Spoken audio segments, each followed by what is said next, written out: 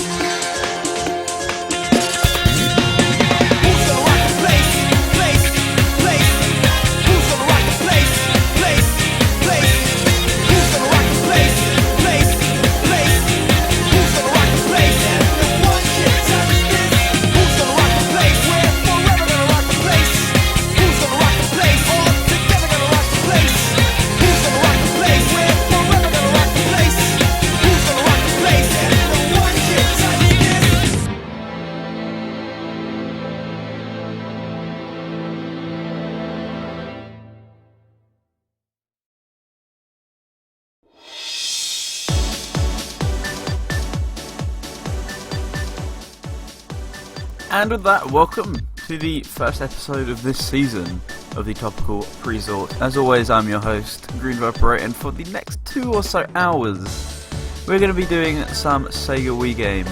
And if you saw on the Twitter feed, this is actually the first episode of the Presort for this season, yes, but it's also the first anniversary of the Presort. So, first of all, I know I haven't done a lot of episodes for this. I've only done 4 episodes so far, which, yeah, it's not a lot, but still, this is the 4th one right here. And, so we started off with the Sega CD one, then we went on to the Wii U one, then we did the Model 2 one. I don't really like the Model 2 one, but hey, what can you do? So we're coming here to the Wii one, and it's the first anniversary, and I'm normally not around at 10 o'clock on a Friday to stream. Well, that's because both last year and this year I ended up getting a day off to be able to do this, so that sort of worked out very well in that regard. And yeah, so unlike the normal Presorts where I'm playing on an emulator, I've already downloaded the games off the internet or something, I actually have a massive stack of games next to me. The only exception is I have 3 games which I'll be USB loading, and this is because I went out to the city centre yesterday for the specific purpose of getting the free games. I only found one of them, and it was £10, and it was the worst of the three of them. So I decided, yeah, we're not going to be doing that. We're going to be playing them off the USB instead of spending £10 on the worst one. So glad I made that decision, but the other two I couldn't find them. So with the exception of 3 games, we've got a nice big stack of Wii boxes next to us. So with that in mind, I think we should get on into the first game. So let's come over here to the right layout, at least. That would certainly be a start. So here we are over my Wii. This is a custom theme. It doesn't normally have a black theme. So if you got a Wii for yourself, that's why you can't select this. We've also got a few custom channels here that you wouldn't normally have, such as Homebrew channel, CTGP Revolution, that's Revolution, and USB loader. That's because this is a homebrewed Wii, and USB loader is how we're going to be playing some of the games later on. But supposedly there's background noise. I can't hear any of it. But it says there supposedly is some. Oh, I know why I can't hear it, because I forgot to put output desktop audio. Okay, there we go, that's better, I can actually hear it now. So the Wii's menu is normally pretty quiet, so that's nothing to worry about, but yeah, we got this stack right here, and well, let's get into the first one that I have alphabetically in my disc selection, and you'll see what it is in just a second.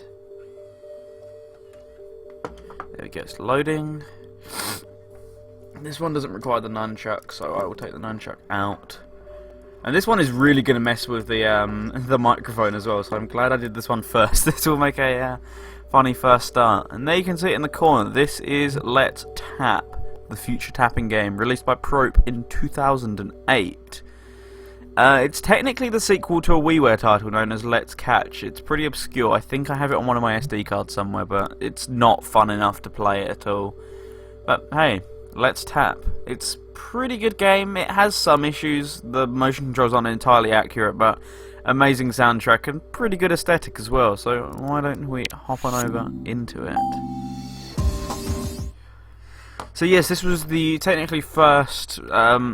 Most people class this as the first title by Presort, as Let's Catch is like a demo more than anything for this game. So, as you can see here, we got game instructions. There was a special edition which came with a box, and I almost bought the special edition the other day, but then it was only about £1, but then the site I was buying it from wanted £3 postage for a £1 game, when I already owned the game, and I have a Japanese copy of it as well, so there was just really no point of doing that at all. So, I'm going to be doing this with my desk, and my microphone rests on my desk. You're already seeing where this is going, or maybe I might find another box actually. Switch case, you will do. You will do for this job. So, it's played using a Wii remote on top of a box and then tapping your box, or tapping the box with your fingers. So, let me just need to move my legs to the optimal position for Let's Tap, the future tapping game. Oh, and you can already hear the amazing Tap to Papaya in the background. One of my favourite SEGA themes, as you probably all know, judging by how much it appears on the radio stream.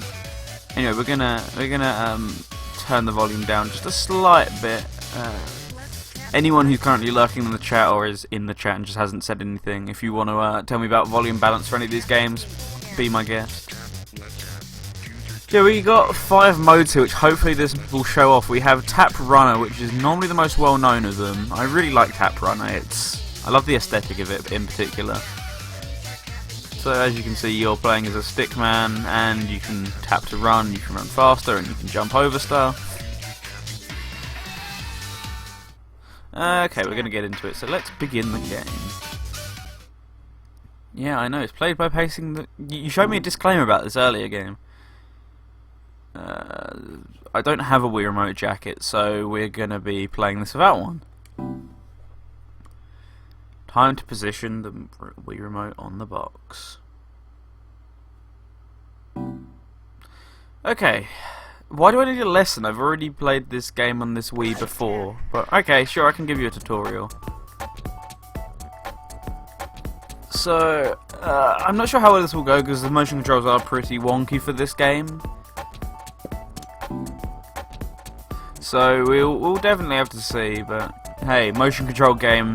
It wouldn't be the Wii without a motion controlled game, so You can probably hear the box, the mic might be picking it up. It's my little Switch protective case that I put in when it's in handheld mode. This is actually working a lot better. I remember I did it on an iPad box once and that did not work well. Basics of tap control. I'd honestly say this is about the ideal. And there goes the Wii remote. It's already fallen on the floor, damn it.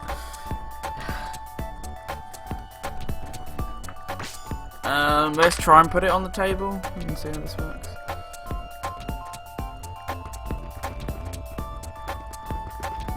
Okay, that's optimal speed apparently. I really like this background music that's on here. Just the issue is it's a really short loop, or otherwise I would use it for more stuff.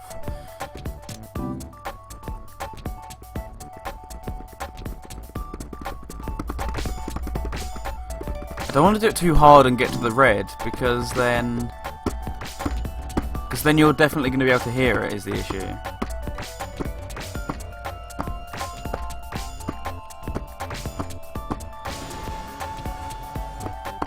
Yeah, the mic is definitely picking that up. This is not going to be fun to listen back to this part of the stream. We could just use the Wii remote pointer, that's a thing game, or no, we have to tap everywhere.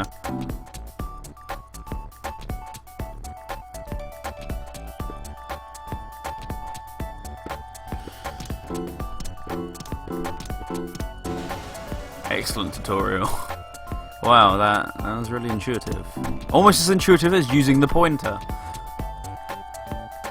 I think you have to double tap to do this, which, yeah, that doesn't sound good. Considering one tap moves the pointer, 2 taps in a row. Okay, that's not actually as horrific as I thought it would be. Tapping. Okay. What do I want to select though? That's what you need to tell me here. Ah, sure. So once we've done this, we can actually get into the 5 modes. Because I'm going to show you like a part of each of the 5 modes, and then we'll move on to the next game. I want to show you a decent chunk of every one of these games I have next to me here. So let's go with Tap Runner first of all. No, we're not going with Tap Runner apparently. Guide your character through an obstacle course using light and firm tapping to run and jump. Reach the goal as fast as you can and don't let the traps slow you down. So there's only one of us, so looks like we'll be going 1 player. And we'll go for stage 1-1. I'll do a few stages because the stages are pretty short.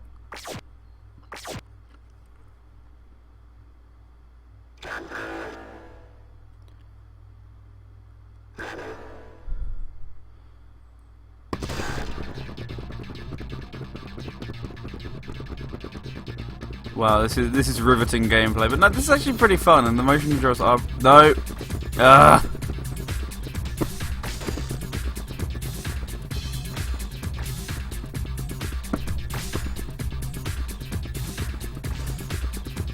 don't think you have to win. I think you just have to do well in these games, if I remember correctly.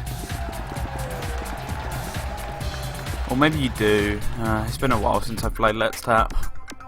The last time I actually properly played it was, I actually USB loaded the American copy. I bought this game twice and I never really played it. I played the rhythm game mode more than this mode. Okay, so I can just go to the next stage. It's a nice afterburner font.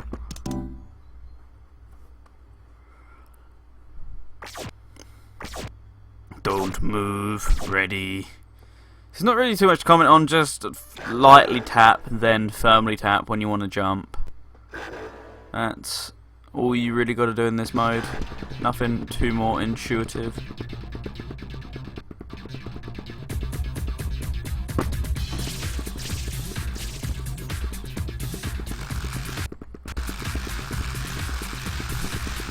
Oh, it's so tense.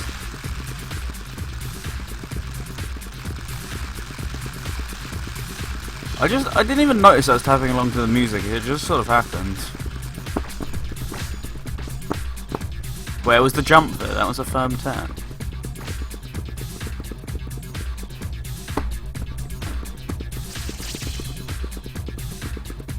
Wii remote's coming loose. Don't do this now.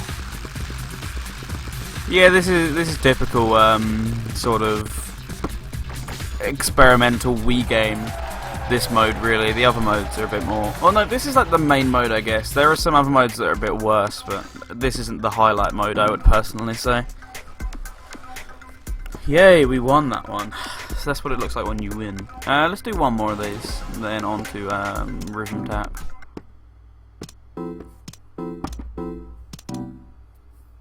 This is honestly a lot better than I remember it being, but that's because I don't have to be as precise in this mode as I do in other modes, so maybe that's why I'm a bit more fond for this one.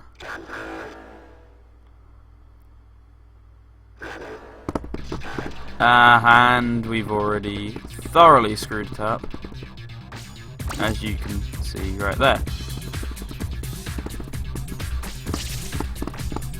Do you wanna jump or nah? I fall for this trap every time. I think it's time to no. It's time to stop apparently, but not stop quick enough to make it past that.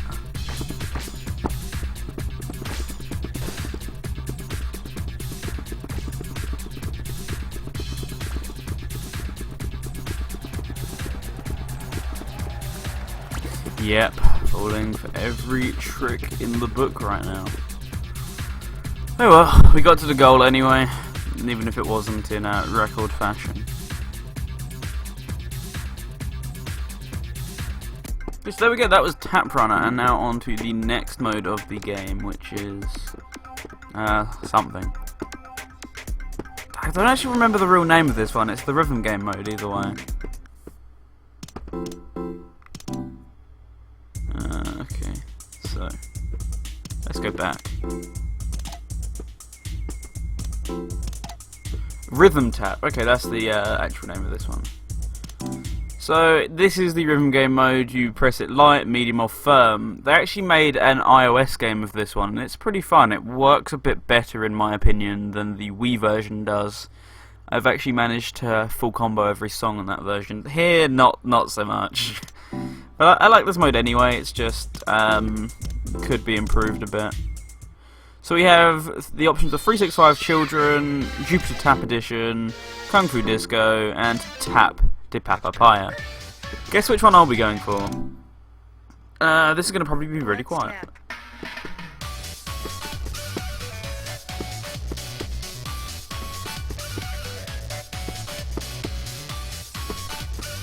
This is really out of sync on my end.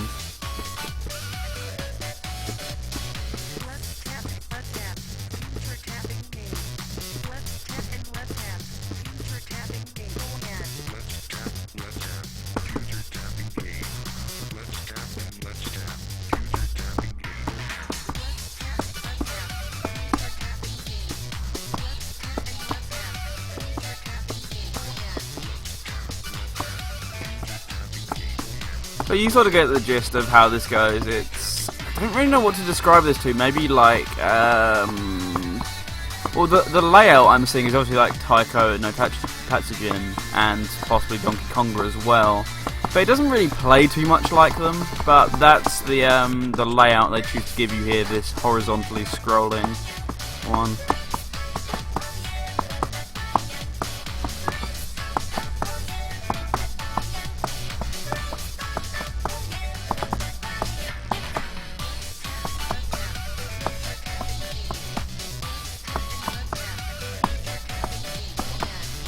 It's not only out of sync on my end, my taps are probably way out of sync with the video feed as well, so rip.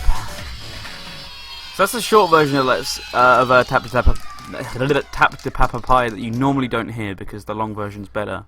But hey, that's the last track you unlock in this mode, I believe, so we're not going to be probably seeing that one. I got a D rank. I don't know why, because I hit the majority of the notes, but apparently that class is at a D rank. So we're going to do one more track, and it's got to be Kung Fu Disco, because this is a tune. So let's go for it. You may notice there's no difficulty select on any of these modes. I don't know why. especially with like a rhythm game mode, you would have thought they would have had a difficulty select, but apparently not. Either way, these aren't too difficult. Any seasoned rhythm gamer will have no problem with these.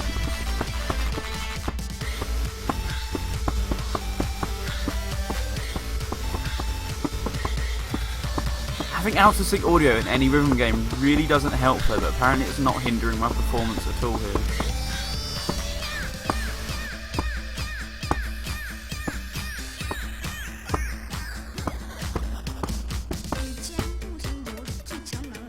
Normally on my capture card I can't even notice out-of-sync audio, but I guess it's because this is the first time I'm playing a rhythm game using it.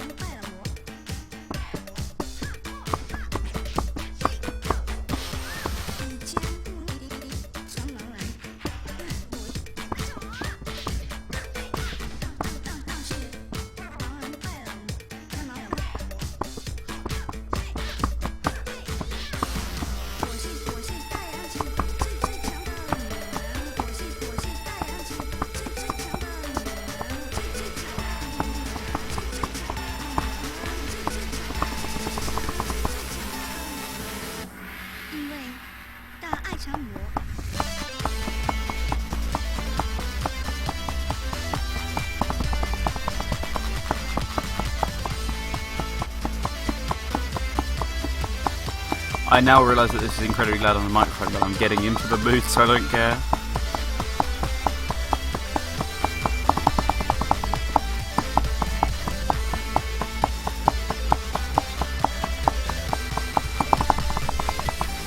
You may notice the sensitivity is incredibly out of whack because you don't actually need to hit the light notes lightly in order for it to count.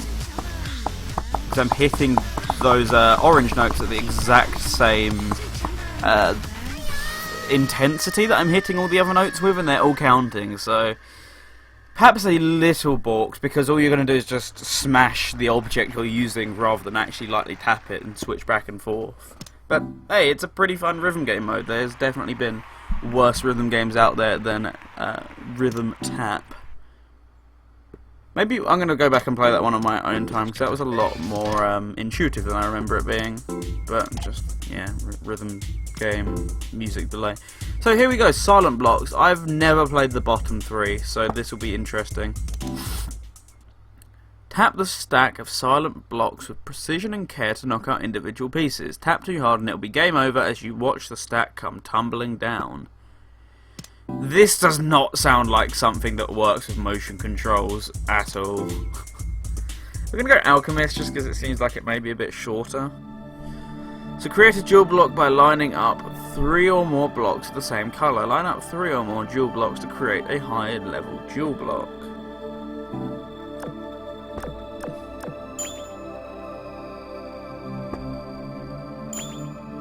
I have no clue how this works.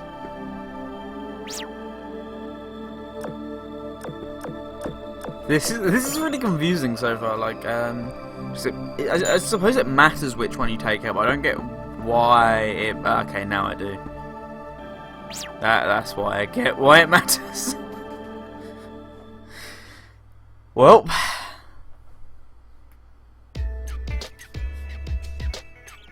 So that was possibly the shortest playtime that anyone has ever had in that mode. And we'll try again. So I guess my tactics, I want to remove the bottom ones first. So we'll do that.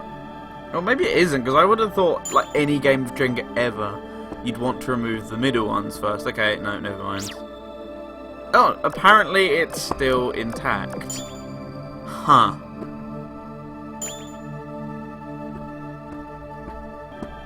Okay, yeah, that's going down. No, eh? Okay, so it clearly wants to go out more this side, so let's do it like that. No, okay, it doesn't. Good to know. Bit more stability now, I guess.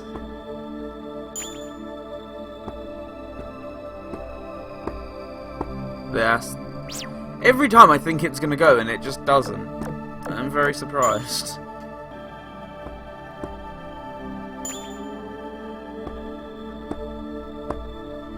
gently does it, except doing it gently probably has no difference because it's motion controls. It probably detects it the same way anyway.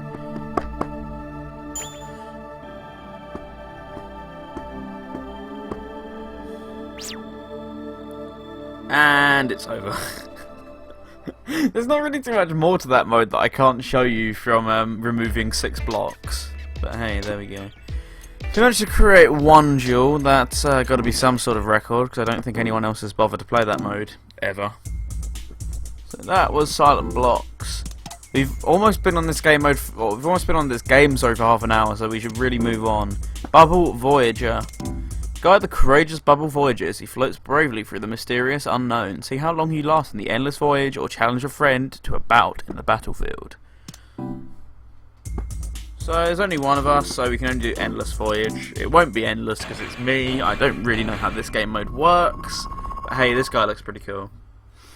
Ready. Start. So what? Okay, is it like an endless runner or what? So it's double tap to fire a missile. It's single tap to do it normally, and also nice Flappy Bird. I don't even know what causes the missile, to be honest. It just seems to be quite random. Or maybe it's a single tap that causes it. I don't know really.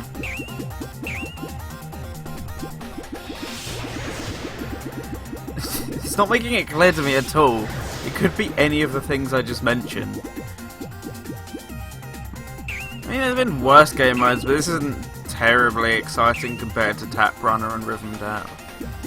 It's not as boring as Silent Blocks. I think it's got, I don't even remember what it's called anymore. I think it's Silent Blocks.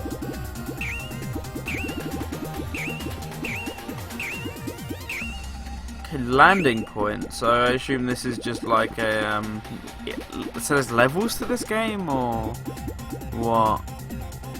No. Okay. I think that's just a checkpoint. Never mind.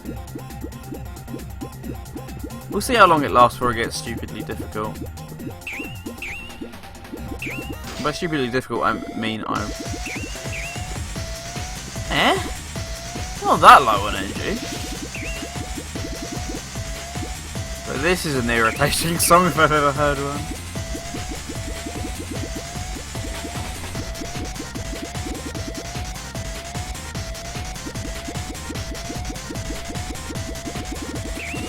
So this is like half Endless Runner, half Flappy Bird, except 2008.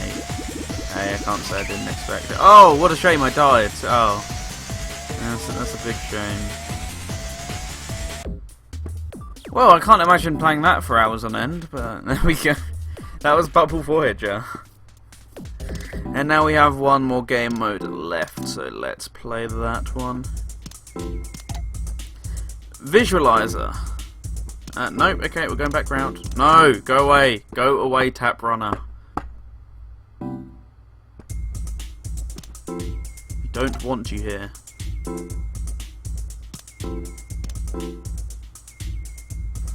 Now we're ridiculously out of sync on the capture card as well. Can you not?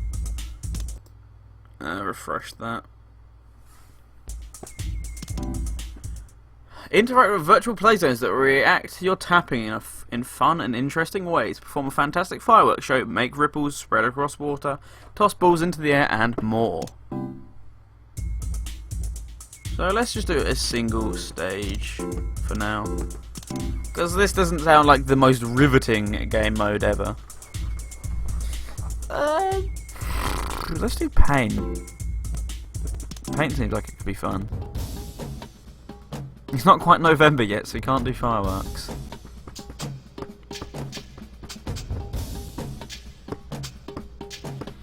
Okay, I take everything back. This.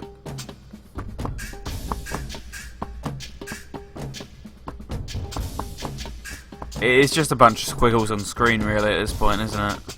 I knew it was a visualizer, but I was sort of expecting something a bit more than this.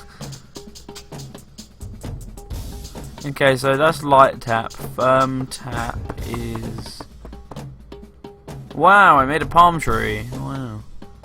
Oh, rest in peace, coconut. He just died. So this is light tap, this is firm, and this is hard tap. So I guess the goal is to make stuff.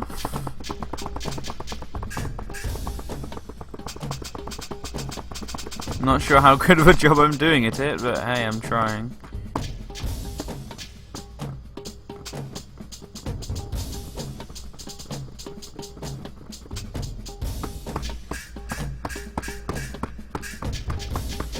I think that was a fluke, actually being able to make that palm tree. I don't think that's going to happen again at this rate.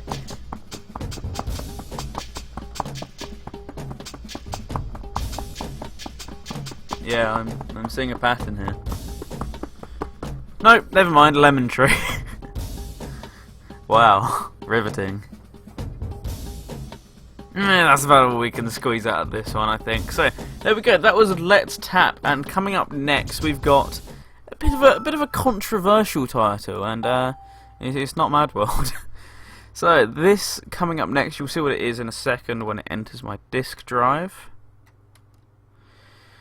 But you'll see why it's controversial, not like it was the game itself, but rather the premise of the game. As, it was not received well by some, shall we say. So, now we wait for it to load. Go onto the disk channel anyway.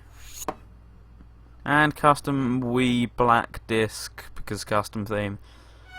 Mario and Sonic at the Olympic Games. Now, I thought some of you will not remember the controversy. I don't remember it myself because, hey, I thought this was pretty cool at the time and I wasn't exactly around to argue about it. But the reason this was a bit controversial, and okay, of course it displays in a different video mode to every other game today. So the reason this was viewed as a bit controversial was because it was the first Mario and Sonic crossover ever, and yet it was, well, it was the first crossover ever, and it was a sports Olympics title instead of a cool platformer or a fighting game. I think this predates Brawl, or the Brawl announcement, by like a few months, because Brawl Sonic announcement was a few months after this, I remember correctly, but people weren't happy this was the first time they're ever meeting in an Olympics game. This game isn't exactly the best, but the sequels that came after it did improve greatly on it, but I'm going to keep this cutscene here anyway, because I remember this being pretty hype. I haven't played this game since 2008, I don't think. I've never had a reason to come back to this one. It was like the first good Wii title we had, because not good, because we had Wii Sports, and Wii Sports was a pretty good game. This was like the only other one we had, and I remember really liking it actually. But I haven't come back to this one since the release of Winter Olympics, and then when London 2012 came out, there was just no reason to revisit this at all. This is done by SEGA Sports R&D, I believe, who is made up of team members from Smilebit. Rest in peace, Smilebit, by the way. If you don't know Smilebit, but I'm sure you know their games, well, they were the creators of such titles as Jet Set Radio Future, Panzer Dragoon 2, Panzer Dragoon Saga.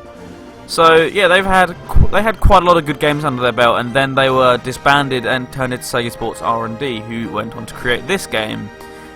Yeah, it's not their best work, or I guess it's probably different team members nowadays, or when they made this, but it's not their best work. They've definitely, well, even in the sports series, they've made much better than this, but they've also made much better in terms of their previous titles under Smilebit. Not a horrible game by any stretch of the imagination, just pretty forgettable. It reeks of early Wii. It's a sports title that heavily uses motion controls. That was what the Wii was all about in 2007. There we go, Mario and Sonic at the Olympic Games. I think they still have the old announcer in this one. I don't think they got rid of him yet. Mario and Sonic at Okay, yeah, no, this is the Japanese guy. There's a different one in London 2012 and Olympic Winter Games, but this guy just sounds like has an ultra Japanese voice. These menus aren't exactly the best, and for some reason I have an account called Dad. I think it's because I downloaded a save file for this game. Whatever, we're going to make a new save file that isn't called Dad. So, what are we going to call this one? Should we... Does Radio Sega fit in there? I think it might. Potentially. Yeah, that looks like it will fit, actually. Actually, I remember the Wii version, or the Wii version actually being worse than the DS version. The name I entered cannot be used because it has the word Sega in it. Is that a real thing, a real rule? No, I can enter the word Sega, but I can't enter the word Radio Sega. Did they specifically block that word or what? I want to find this out now. Is just a long name's blocked or what? Because I don't know whether this is a case of them specifically blocking that word. Which, if they did, to be fair, that'd be very funny. But if I feel like that's too, I feel like that's probably way too big of a coincidence. You know, it's just probably me overanalyzing it way too much. Look at all these little copyright things that I can't skip. Let's go. Is the word radio blocked? Why is Radio Sega blocked though? That's so odd. Oh, it might have been... No, it wasn't. I don't know. I really do not know.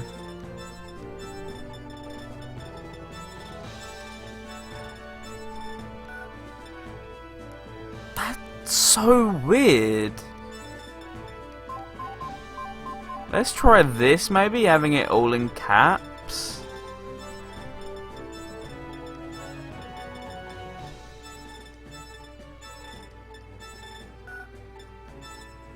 Why? What? Are there any... If I just put like A, is that going to be blocked? Radio... Yeah, that should fit. This is a case of them specifically blocking the word Radio Sega. That is incredible. So there we go, we got our nice little name because I can't use the word Radio Sega. I'm going to try this again because I'm really determined that this is a case of them blocking the word now, because I thought maybe it was just like I'd put too many letters in or I'd mixed capitals or something. Is radio block? No, it's incredible. Wow, okay. Well, this is one to report back to staff. Yeah, this is worthy of a picture, if I can even find... we'll do it on the tablet, why not, because that's the only thing next to me right now. Amazing, right? Wow, so Sega Sports R&D hates us confirmed. This is good to find out on a live stream.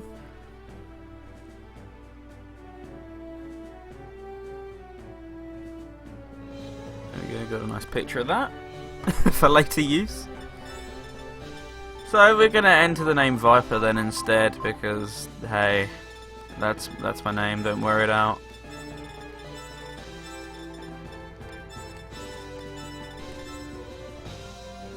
That's so odd. And also icon? Okay, I have no icons, that answers why. Well, we discover everything, we discover something new every stream here on Radio Sega. Which is why you should probably follow us. Yeah, so we have single match, we have circuit, which is just a bunch of single match combined into one. We have mission, we have gallery, and we have records. Single match mode. Single match mode. Oh, this really brings back the memories. So we have athletics, we have gymnastics, we have shooting. That's normally dream events. That's something that's table tennis, fencing, aquatics. We're going to go with gymnastics because I remember one certain event being a very fun time. Let's do it.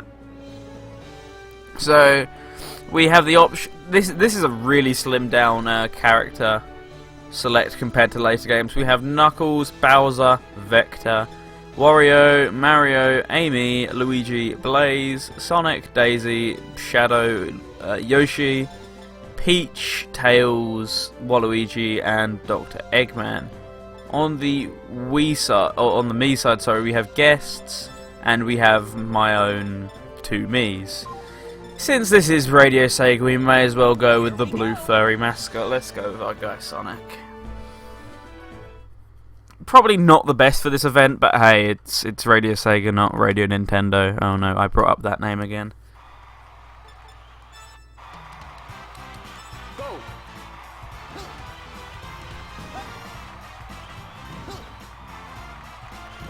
So you got to start off by getting some air on the trampoline, and then comes the fun part.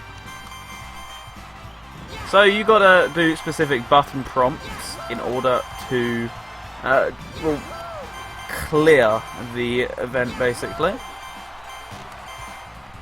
You got to do it right, or otherwise you get penalised. So don't get penalised like I did right there.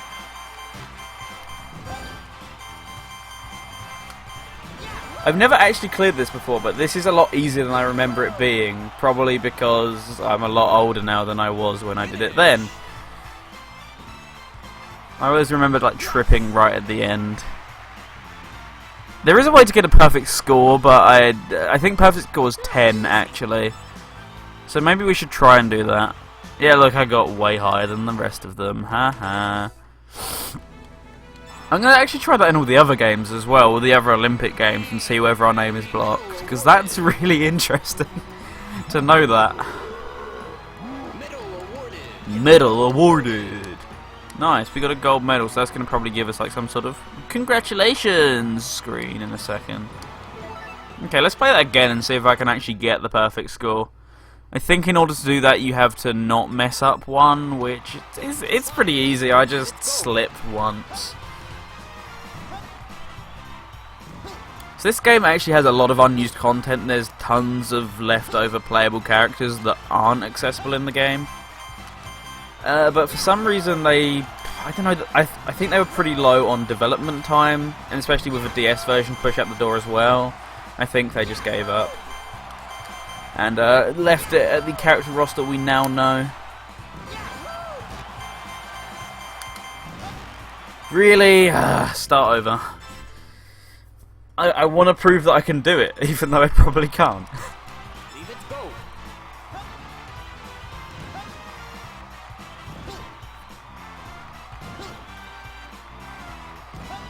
Okay, I'm going to probably try and concentrate properly this time.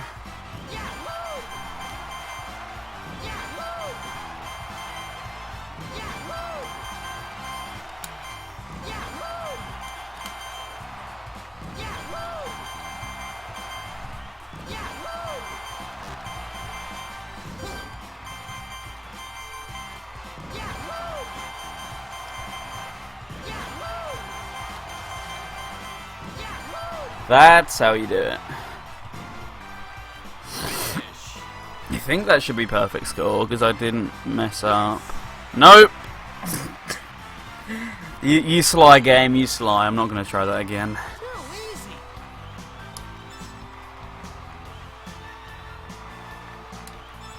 Oh well, so there we go.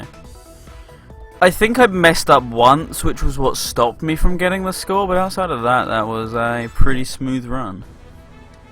Hey, we beat Mario because Sonic is better than Mario, as we all know. Blaze is for some reason in an Olympic get-up instead of a normal get-up. I don't really understand that, but there we go. I mean, it wasn't exactly like Blaze's normal outfit was inadequate for competing in sports especially considering Sonic is wearing literally nothing except for shoes. But hey, there we go! On that light note, let's get into another event.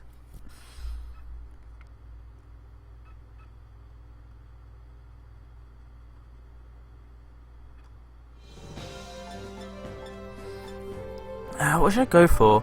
I guess shooting would be pretty fun. Let's go for skeet. Not to be confused with yeet, of course. It's got to be Shadow. There's no one else you could go for. There's absolutely no one else.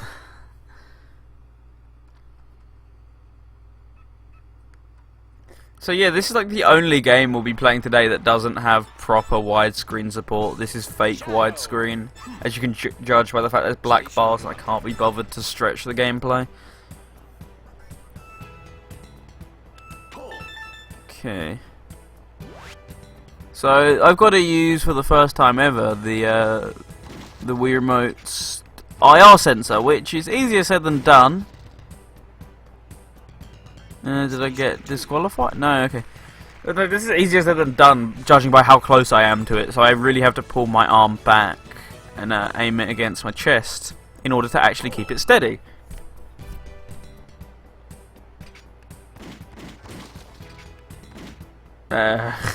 Wow, that was good. 1 point. Station 3. Third place. Okay, could be better.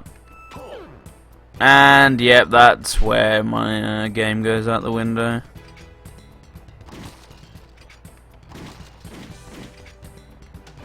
Wow. 2 points though, that's better than I had last time. But it doesn't do anything to get me out of that third place slump. Wow, that was the best one yet.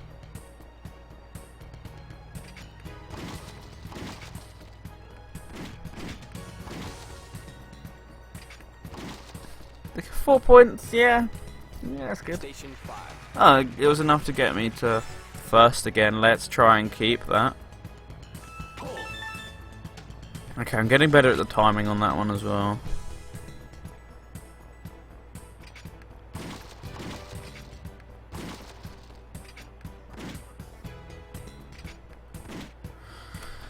Completely missed the last shot. Station 6. That wasn't even close to being the last shot. But, meh.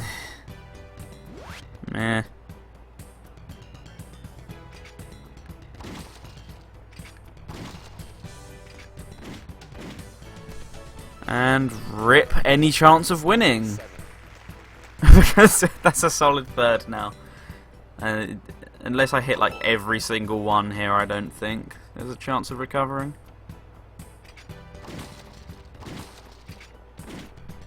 Yep. Well, that's going to put me even further down the board now. Nope, I'm just tied with everyone else. Okay.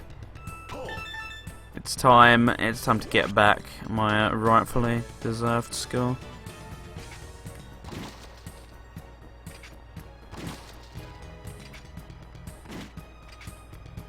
How did that miss as well is what I want to ask. That's not going to be enough to pull me above third though, is it? Fifth. Wow. Okay. I let you win. Apparently Edgy isn't the best at firing a gun. Bowser is. You know, in fact Mario characters are somehow better than Sonic characters at firing guns. So all that training we had in 2005 for possibly one of the worst games in the series, it all went to waste, Shadow. So in conclusion, screw you, mate. We may as well do the main event, which was the one they showed off the most back on pre-release, which was the athletics. So let's go and do a 100 meters race and throw my Wii Remote through the screen. I don't see how this could possibly go wrong, and yeah, I can only do this with a nunchuck, can't I? So for some reason, this game you have to plug in the nunchuck to do the 100 meters. 100 meters. But you don't have to in the second game. Or in the second summer game, and I mean, we've already played as Shadow, so we'll go back as Sonic again.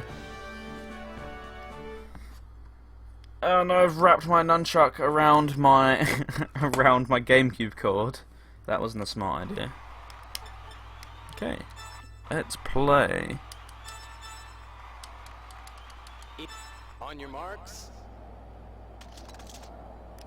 Get set.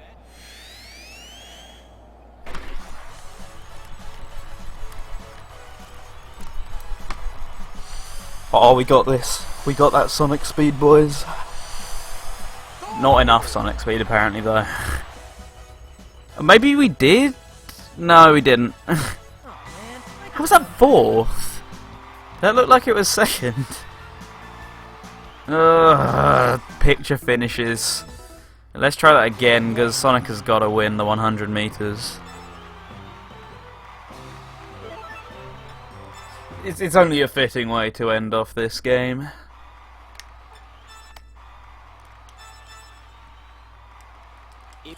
On your marks. Get set. Get set.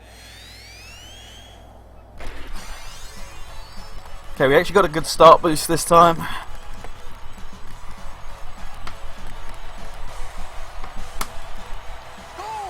Yeah, there was no competition there at all.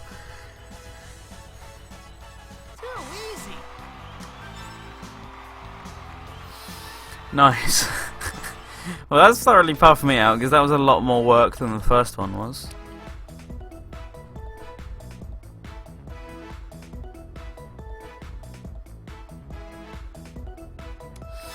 So I think that blue boost I was doing was a slipstream, so I probably couldn't have got that considering I was in first for pretty much all that race. Also, how is Knuckles in third? He's like the slowest character in the series, minus any of the robot characters. Medal awarded.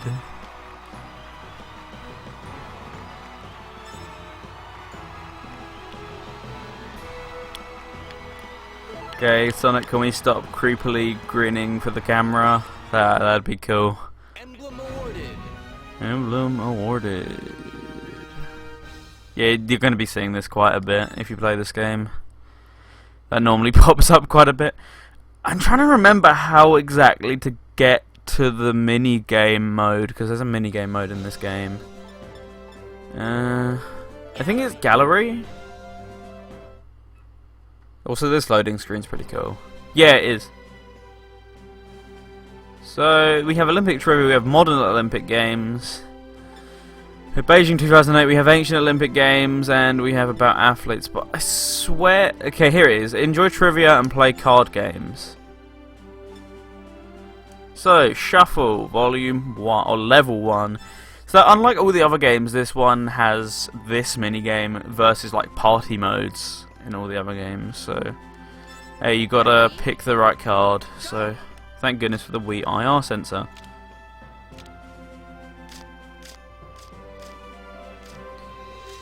You can get to see how horrendously wrong I go. Ready? Okay. I want tails.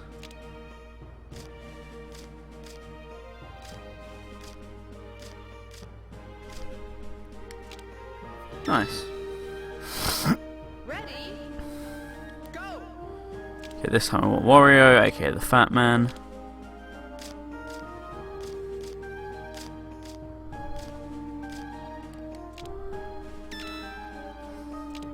Ready?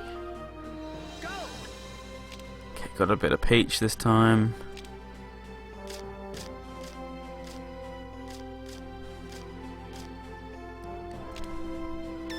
Can't remember how many times you have to do this, honestly.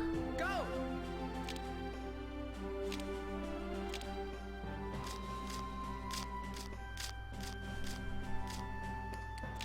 Okay, good. I actually thought I'd lost it that time. Ready? Go.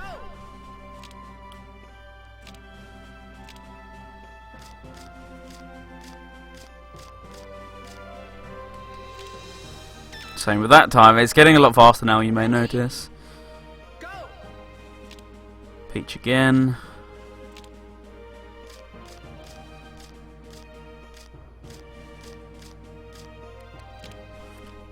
I think it might be 10 times you have to do this. Go. I also have no clue what this has to do with trivia at all.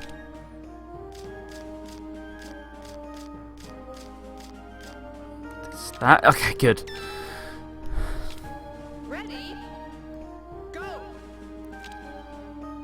Bowser, my boy this time.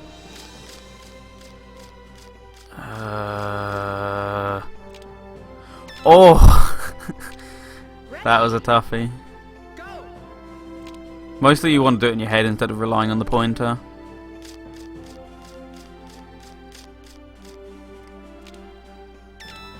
Is that it? No, we're still going, okay.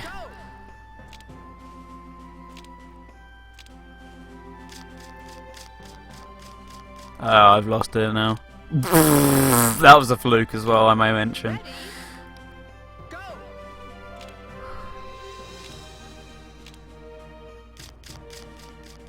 Yeah, this is a fluke now, I've already lost it. Ready. Well, the game's being nice to me today.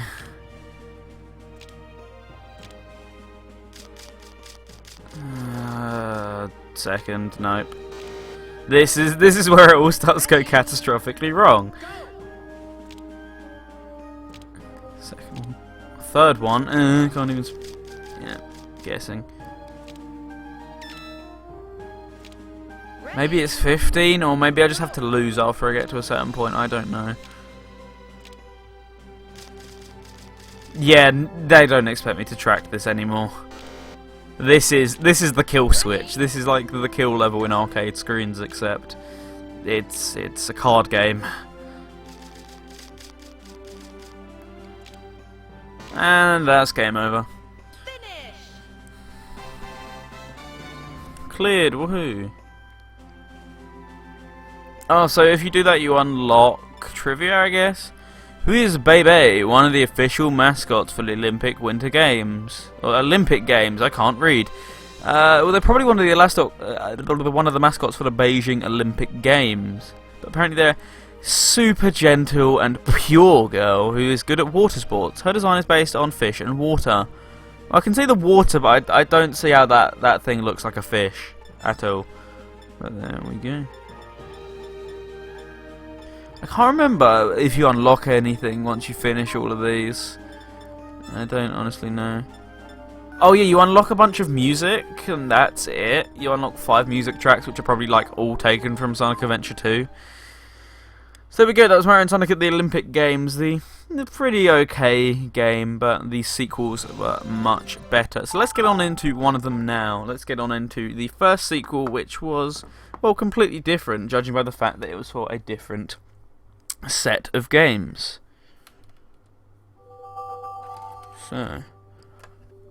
So far both the games we've had have both had orange discs, so please, Olympic Winter Games, change it up, and it has, because it's a blue disc. Thank you, blessed. I think a trend for a lot of early Wii games was, I don't really know how to describe it, but like everything's etched onto the disc. Like this Mario & Sonic at the Olympic Games disc, the logo and everything is etched onto like an orange background. And same with Let's Tap, it's all etched onto the disc. Whereas like later games beyond 2008 actually just printed the artwork onto a label, which then went onto the disc. It was probably much cheaper and much more time effective to do it that way, but hey, it led to a cool looking disc design for the original Olympic Games at least. This is, if you haven't seen this, like look it up on Google, it's really cool. There's even just like small little details like the stand in the background, or like, you know, the podium is etched onto the disc. It's really nice design actually. Which is weird because you don't normally see too many people pay attention to, like, especially box art, but even more so disc art, but hey. That was a pretty cool stuff. Oh, that's pretty cool stuff they were doing with earlier Wii games. Brawl does it as well, actually, now that I think about it. It has, like, etched black art onto it.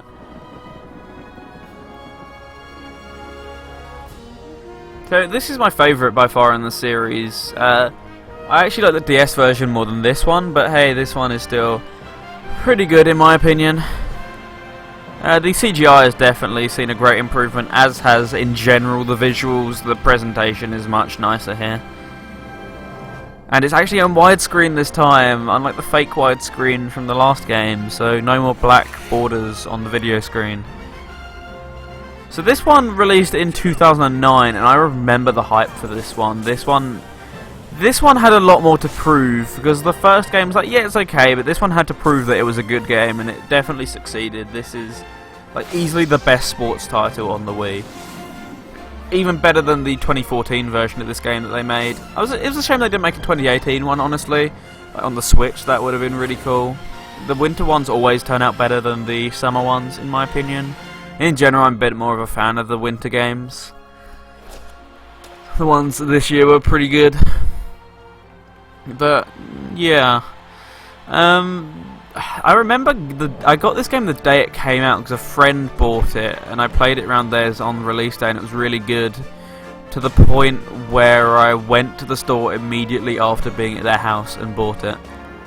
I remember as well, it was a really expensive game. It was like, it wasn't really expensive, but for like Wii sports game standards, they normally cost around 25. This cost like 35, I think, but good old Morrison's, a UK supermarket, on release day had it for £18, and that was a steal, so I picked it up from there. And they had it hidden because I bet a bunch of people came in because it was so much cheaper than everywhere else. So they didn't keep it on the shelves, you had to go and ask an employee to get it out. And I did that, and I picked it up and fell in love with this game. Didn't put it down that weekend at all. I think I actually ended up falling ill and played the game instead of going outside or doing basic things. Not as good as the DS one, but still like one of the best titles on the console, so I'm very excited to play it either way. And this is the announcer I'm talking about. He's like the one who's pretty much in every game now, and look at all these other files. This is actually my proper file that I had from back in the day. This was a downloaders file from Action Replay and family member accounts, and then I don't know why I have this one, but I'm going to delete this one. And I'm going to try and see whether the word Radio Sega freaks it out. I'm going to use my normal account anyway, which is still called Common127 after all these years. I probably should change the name of it, but let's try and see if it hates the name. I'm going to guess it doesn't like the name. No, okay. It accepts the name Radio Sega. Interesting. So it's just Sega Sports R&D don't like me? Thanks, Sega Sports. I really appreciate it. Let's actually see who the developer was for this game. Does it say on the back? Mario and Sonic at the Olympic Winter Games. It doesn't, no.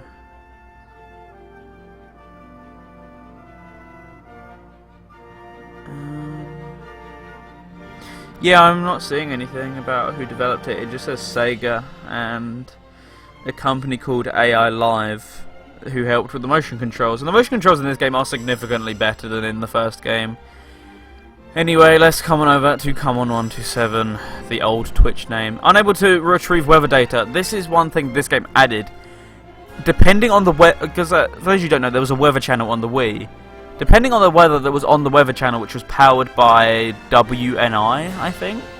Depending on that, it would change the weather in-game, which was a really cool feature, but WeConnect24, which powered the forecast channel, has been dead since like 2012, so that doesn't work anymore, sadly. That was a cool feature when it was there, and also shoutouts to Reconnect24, as in WeConnect, but with an R. Those guys are really cool, and they're actually re-implementing WeConnect24 capability back into the Wii and into games, so it probably actually works with this game. Because I know they have the forecast channel working on Reconnect24, so maybe we could try this out one day. First of all, I'm going to come on over to shopping here. Because this is cool. In this game you can actually purchase outfits for your Mii, and you can purchase little extra stuff, like you can purchase an MP3 player which lets you play music from certain Mario and Sonic titles in the Dream events. And a bunch of other stuff. We're going to be spending a decent while on this game, I reckon. So look at how many points I have. That's quite a lot of points. We have the music shop. We have the secret shop, which I can't remember how you unlock that, but you do unlock that at some point. I think by talking to some of the characters. We have the sports shop, which lets you like customize your boards and your hang glider. Boutique, which lets you buy a bunch of clothes, and library, which I think is just reading. You don't really buy anything from there. Let's start over on the left with the music shop. And this is my favourite track in the game by far. I'm going to turn this up a bit because this is good. I normally use this during Winterfest as like my Trivia Coast music, because this is really nice. Like, listen to this. This is gorgeous. I think this was Christmas #1 last year as well. Me and Veritex, I think, got it to Christmas #1 because it's really nice.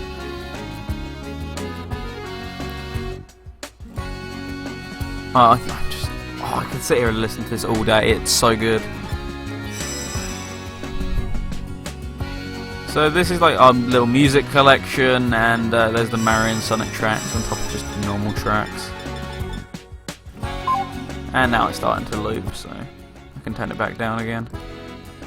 I think this game needs to be slightly higher than the other two, so we'll do that. So the music shop. This song is nice, but it's not as nice as that one, because I mean, come on, this is such a tune. For some reason it's called Shop XYZ. I don't know why it's called Shop XYZ, but I've bought everything from it, so not in stock.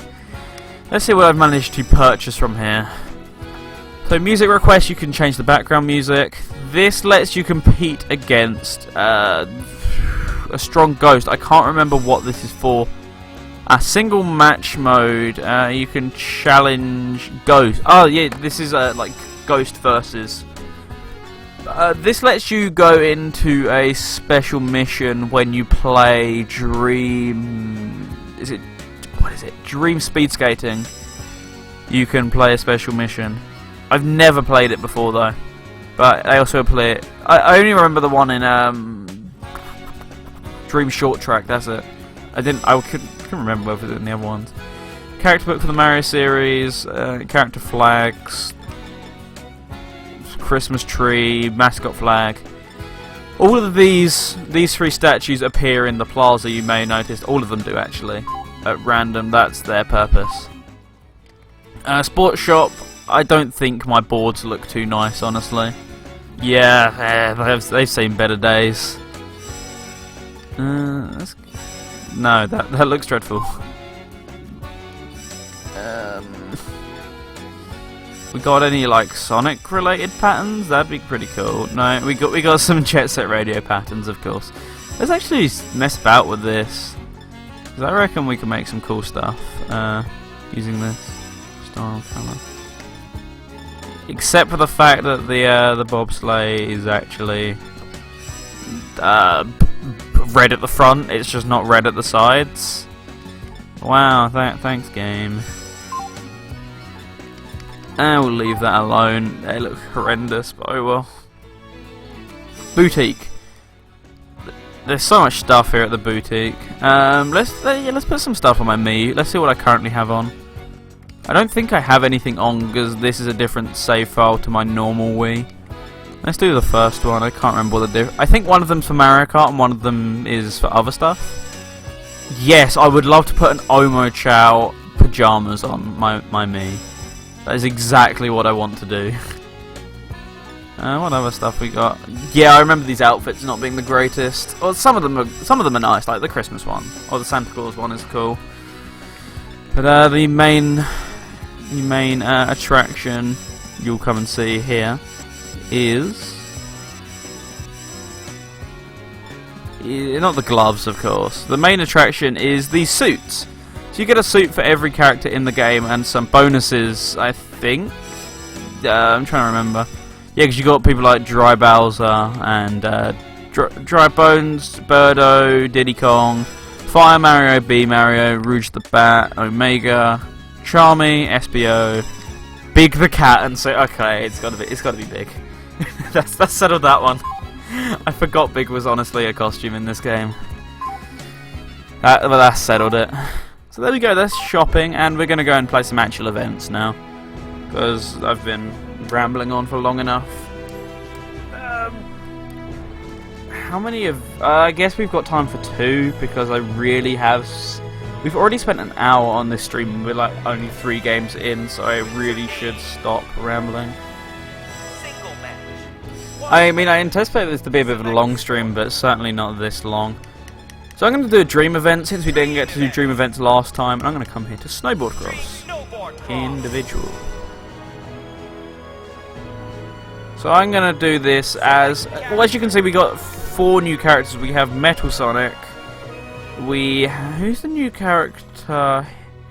I think Donkey Kong's the new character. I don't think he was in the Olympic Games. I could be wrong. Maybe it's one of the other guys, but I think it's Donkey Kong is new. I don't know why he wasn't there at the first time. Here we have Bowser Jr. in all round, he's new, and we have Silver in skill type. I'm going to be playing as my boy Metal Sonic, my favourite Sonic character next to like Mighty, and possibly Vector as well. So we're going to keep with the standard music. As you can see, there's the Ghost Match option, but I'm not going to be doing that. I'm going to unplug the nunchuck because it's really not needed here. I used to actually be really into time attacking this specific mission. It's a fun one. So, Dream Snowboard Cross.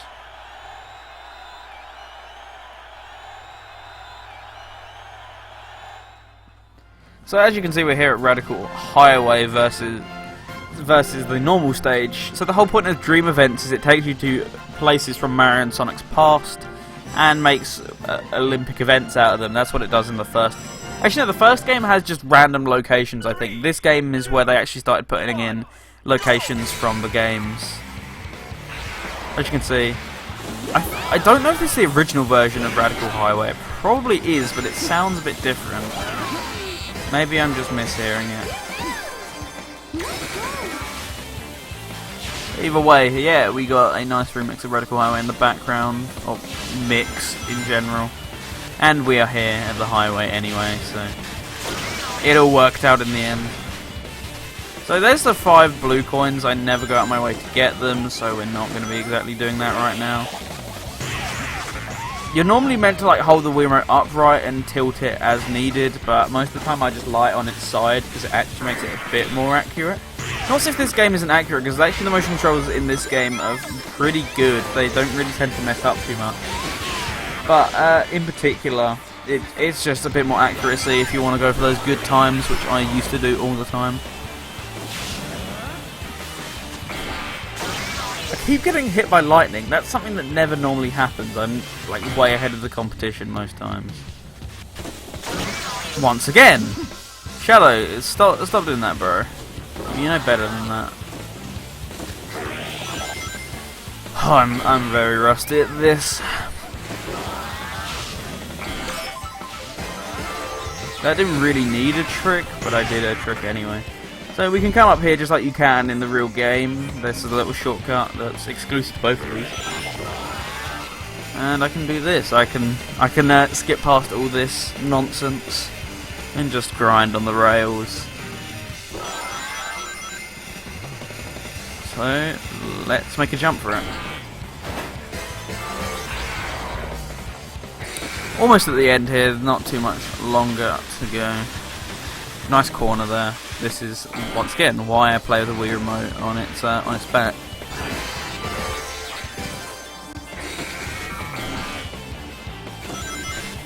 Look at that precision. Gorgeous stuff. And nice little boost across the finish line, and we're done. This is a game that I actually want to come back to for later in the year for Radio Sega. I'd like to come and stream this one because this is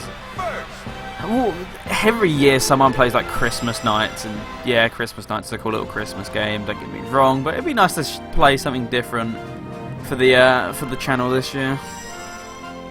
Well, then again, I haven't played anything for the channel in previous years because we only made it a few months ago. But still, it's the thought that counts. So let's go back to select event. Yeah, this is one of my favourite Christmas, or not Christmas, but you know, winter-related games that works well at Christmas. Always come back to this one every year. So, trying to think of other fun events. Olympic event.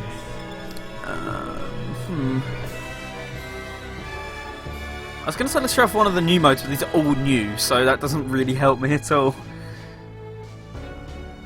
Is Dream Figure Skating a thing? It is. What? Oh, I remember, yeah. I was trying to think what tracks there were, but I just remembered. So we're going to go with a completely Sonic team here, so we're going to show off some different characters. Let's go Blaze, Let's do Silver. Alright, here goes! Who else would fit well with Blaze and Silver? I guess Sonic and Shadow. considering 06 was a thing. So you can either choose between Sonic or Mario. Now, considering this is Radio Sega, it's got to be Sonic. And it's a nice little medley we get here. In my opinion, the medley in the DS version for Dream Figure Skating is better, but this one is really cool, and the visuals are nice as well here. So Green Hill, once again, it's back. Everyone loves Green. No, they don't. Everyone complains about Green Hill, but they were doing it all these years ago. Green Hill figure skating, it's a bit different to running through the hills again.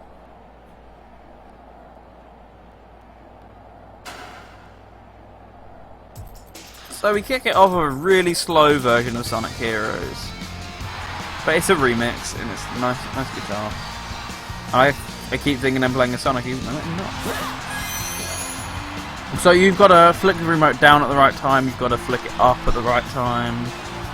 I didn't miss that, I flicked my remote upwards. That was perfect, yes, you're correct, game.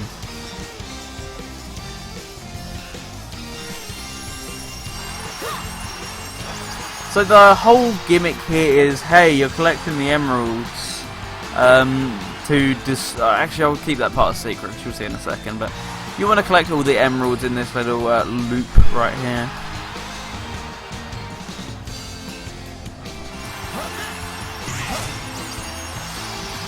The timing is actually pretty strict to get the perfect. I feel like I'm doing it at the right time, but I'm apparently not, so maybe there's some sort of input delay. Because I flick it as soon as I hit the red part. So now we're here in Death Egg, and Sonic 2 Death Egg of all things. I actually forgot this was here.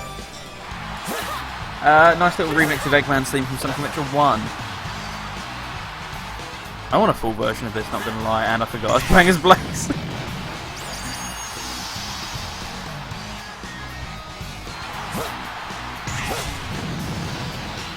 The Sonic and Shadow wreck souls majestically, may I add.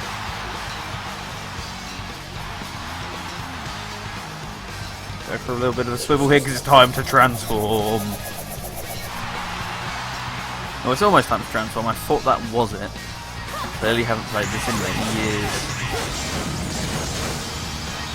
How is that one still alive? That should have been killed. And now you can see why we had to get the emeralds. It's our boy, Perfect Chaos. He looks somehow worse than he did in the Dreamcast version even, let alone the GameCube version. I'm not really sure how they managed that, but it's time we destroyed him with the power of Sonic teamwork, or friendship, or the power of majestic figure skating. Well, Shadow, you absolute beauty. We're going to show him who's boss by jumping on his head with the right timing. Yeah, that'll really show him instead of actually just turning super and going ham on his ass. This is a pretty... Actually, I don't even think this is original. I can't remember where this is from, but I think I've heard it before. Where's this from? This is going to really bug me now. Either way, it's a cool track. It's a one-way track. There's no vocals in any of these tracks. You've obviously noticed by now that's on purpose, even though there's vocal tracks in the other figure skating modes. And we defeated him with the power of friendship. That's a nice little message for the kids at home. Probably came first because it's really not difficult to beat them. Yep. Amy has the record. I set that record ages ago. But wow, okay, we were first by 0.4. That was a lot tighter than I was expecting it to be then. I think it's because I got more goods than I probably should have. So there we go, that was Mario and Sonic at the Olympic Games. And you can't see this on your screen, but on my screen, the home menu isn't correctly aligned. As in, I can still see the top and bottom, very marginally, of the game screen, by a few pixels. Wow, okay, they probably could have programmed that a bit better. I can't really show it off due to how the layout is, but I can see that on my screen. That's really off-putting. So, hey, that was Mario and Sonic at the Olympic Winter Games, and we're not going to do London 2012 because it's the same deal as the original Olympic Games. So coming up next, we've got, well, it's a bit of a nightmare, shall we say? A bit of a nightmare of a game from my own experience. Ugh, this game.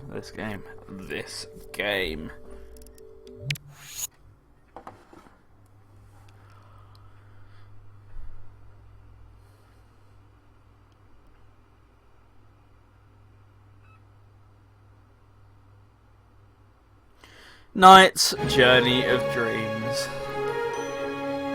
A sequel to my favourite game of all time that doesn't stack up all too well. I'm not a huge fan of this game, which is such a shame because Knight's into Dreams, my favourite game ever. Journey of Dreams, nah. At least they brought back the original Sonic team, Whisper. So I do love the opening for this game at least. This game does have some redeeming factors such as, well, the CGI, the music, the gameplay is fairly faithful, but the levels are too big, the kids are too whiny, too many cutscenes, and as well, there's missions in this game, whereas there wasn't in the original game, that are just really irritating. It has the potential to be like the best game, but the reason this game flopped so much, I know there's people who like it, but it flopped quite badly due to one issue. One issue. Which was... Oh, God.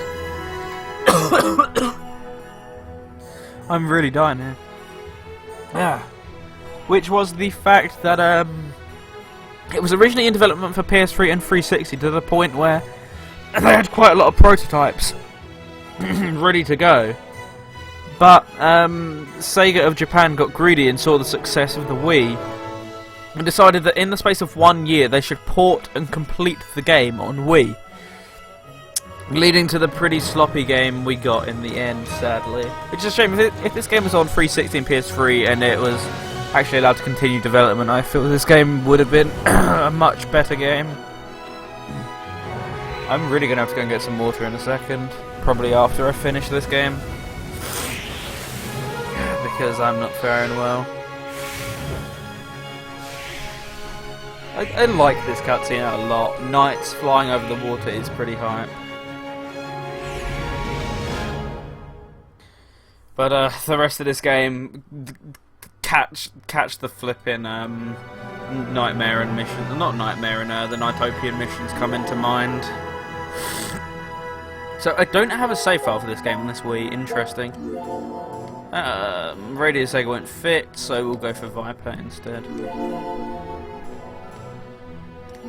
See, this game finally has a diary select, unlike the HD version of Nights into Dreams, which for some reason missed out the diary select. Yeah, let's get into it.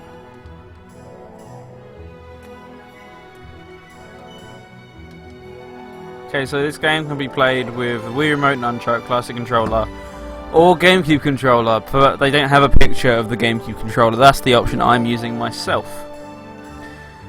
I don't hear the best things about the motion controls either, so I'm using the GameCube remote. Yeah. This is really lazy, actually. This is just the Saturn version of Gate of Your Dream, as in, like, it's not even a remix. It's the same version they used into Nights into Dreams, a game from 1996. I mean, it's a good song, and you can't really notice it's a Saturn song, but if you've played Nights into Dreams, it's incredibly obvious. So we have Will's Dream, or we have Helen's Dream. Helen's a whiny little so-and-so, so we're going to play as Will. Yeah, okay, good. I can skip cutscenes, because I don't want to watch cutscenes, because it's a Nights game. I shouldn't have to sit through story. The whole appeal of Nights was that there wasn't any story. So we're here at the Dream Gate, and it's going to try and baby me for a bunch of tutorials. I don't want to do tutorials, however it's going to force me to do them anyway.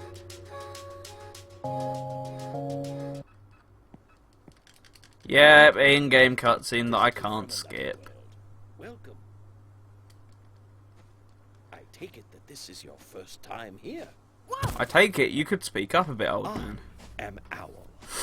I have lived here since, well, since long before you were born.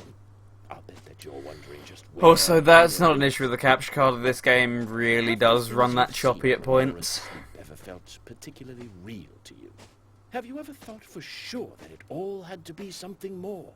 Well, that's because what you people think of as Speak dreams up. is really this Every world. other character in this game speaks at a higher volume than him. Precisely.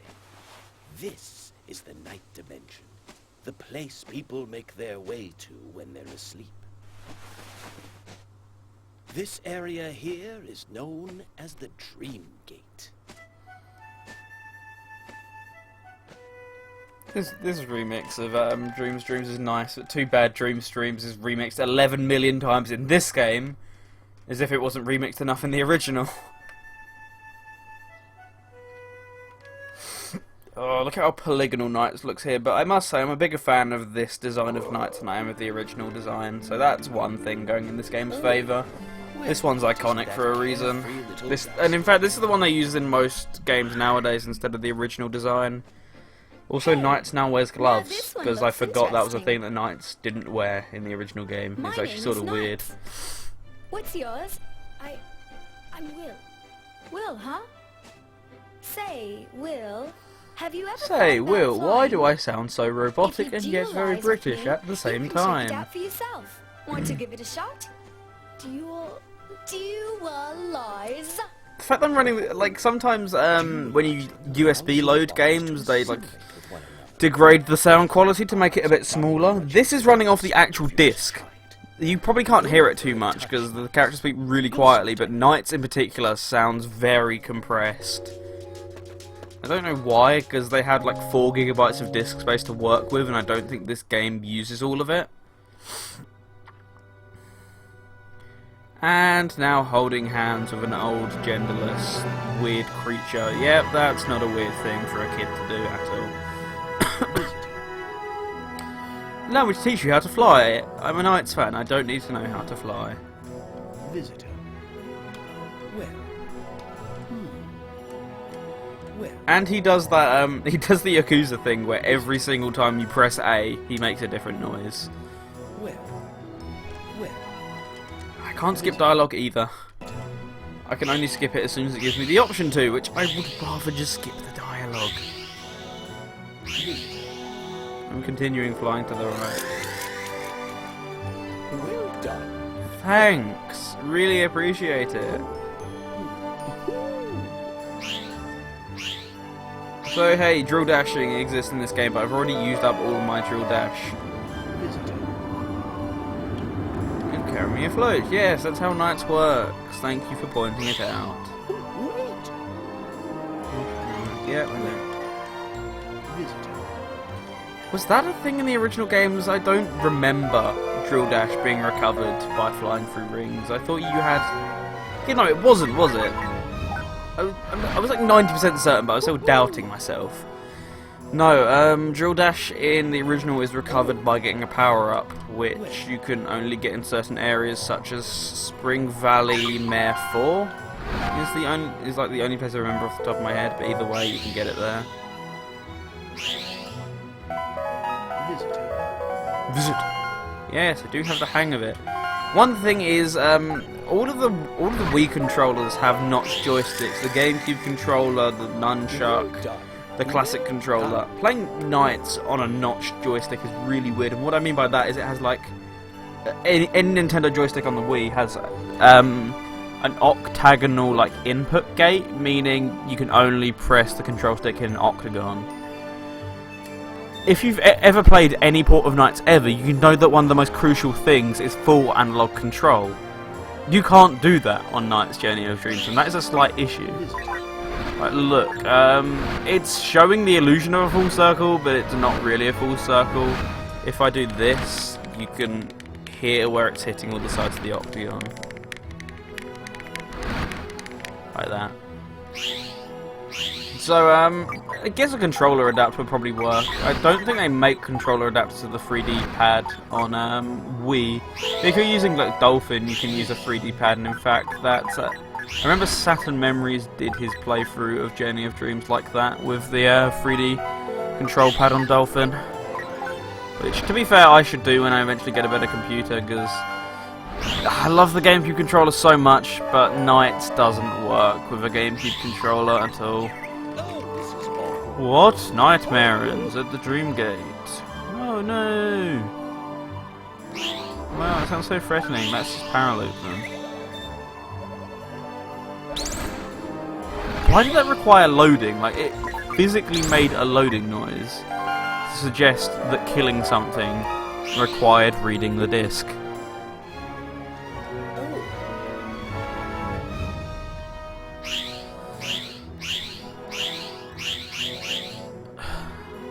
No! Screw you, Paraloop. You're not working today.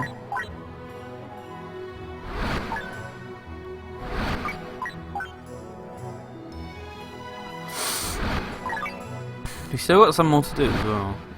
Really not dropping like flies like I anticipated them to. Oh, okay, it's infinitely respawning, I think, so let's get out of there.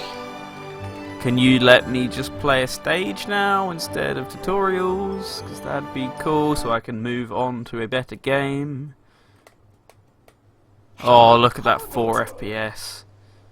You see that black The thing down cutscenes there? dip to 30, which you can't notice because your game screen's at 30. Or the screen... The capture feed's at 30 anyway, but it's really noticeable when you're playing because you'll be like 60 seconds flying through the air and then next minute you're on some 30 FPS yet still choppy cutscene. That wasn't bad for your first time.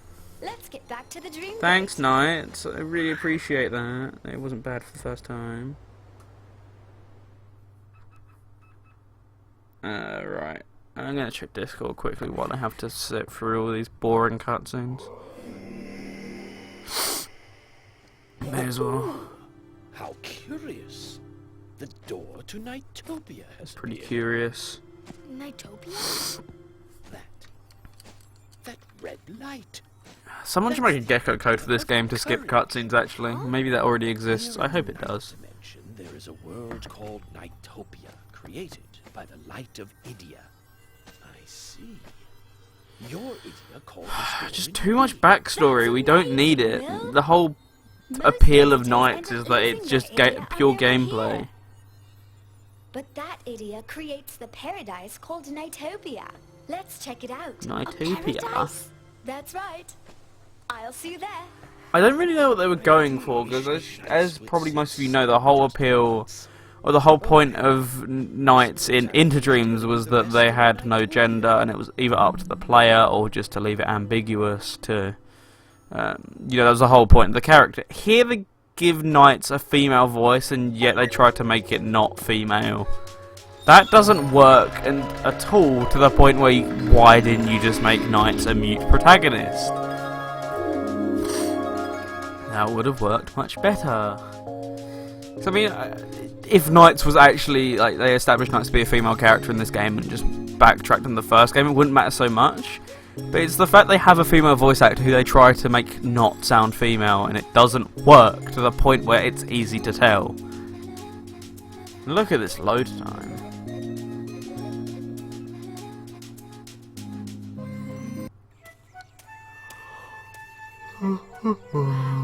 This is Nightopia. Hey, Will! There's some really cool stages in this game, like design-wise. This one looks really nice. That's another benefit, but this would be even better if it was on 360. I mean, imagine this stage. Crisp 1080p. Oh! There's such a shame this game got canned for PS3 and 360. What's the matter? I've been looking. Oh no, it's the other genderless character who now has a male voice, who we try to make sound not male. Riala, did you come all the way here just to nag me? I go out of my way, and this is how you treat me. seize the traitor. Oh no. Hey! So, much like the original Knights, Knights is captured and we have to rescue them from the idiot capture. Good boy. Now go, you three. Go and lock up the prisoner. I will return shortly. So that's sort of what you gotta do.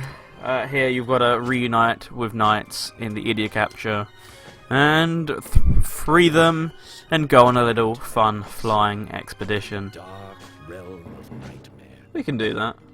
They aim to take Idia from visitors so they can destroy Nightopia. But wait. Huh? You have the red Idia. I believe you may be able to neutralize that cage. If you can get into the cell and then duelize with Knights, the both of you will be able to escape. Really? Yes, of course. The effect will not last long. Less explaining, more Get playing. things back from the gods before being dragged back to the cell.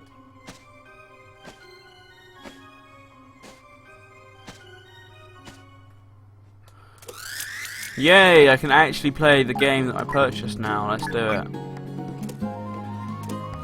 So idiot capture looking a bit different this time around. We got to climb into it and then smash that like button in order to escape. This track's really nice. And in general the stage looks gorgeous. It's so good. Like, if the game was just this the entire time, I would mind it much less, but it has so many other sins. Like all the other bonus missions and all the pointless filler and cutscenes. It's like, oh, come on. Like, the thing is, Will's story is long enough as it is. Will's story is like a 5+ hour... No, it's more than that. Will's story is like an 8-hour game. That's the issue with it, though. It's like an 8-hour game as it is, and then you have to go back and do the second story, and it's just like, why? You could have just made this one story and had it over with, especially considering both characters appear frequently in each other's stories, to the point where you may as well have just made it one single story. But hey. And yeah, there's much less of an emphasis on score attack this time. Now it's just get to the finish and hopefully you get a rank.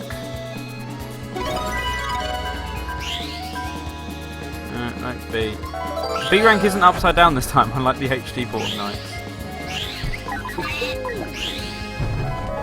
So there's only 2 Knights captures, which is weird because the first game, or 2 more, there's 3 overall, but it's weird because the first game had 4 mares and then you went to the boss, but here, nope. Especially as well, there's like hard versions of each boss and there's hard versions of each stage, I think, and it's just like, why? Why was this necessary?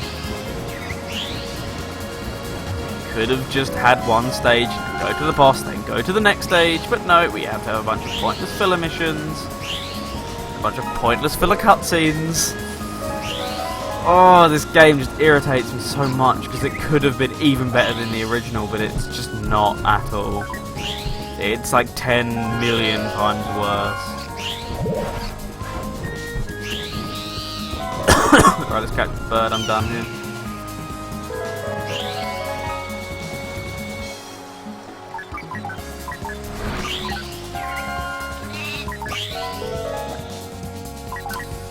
I'm going to try not and rag on this one too much longer, because I mean, there's people who like it, but just as a hardcore fan of the original, it's just so disappointing.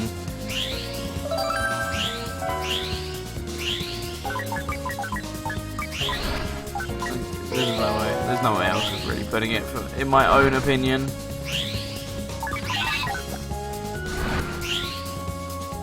So here you've got to get all the orbs as you can. What am I trying to say about that? So once you collect the key, there's no way of not touching the idiot capture. So you may as well kiss goodbye to that A rank if you've accidentally collected the key, because you can't go and do another lap of that mare, because you're done for.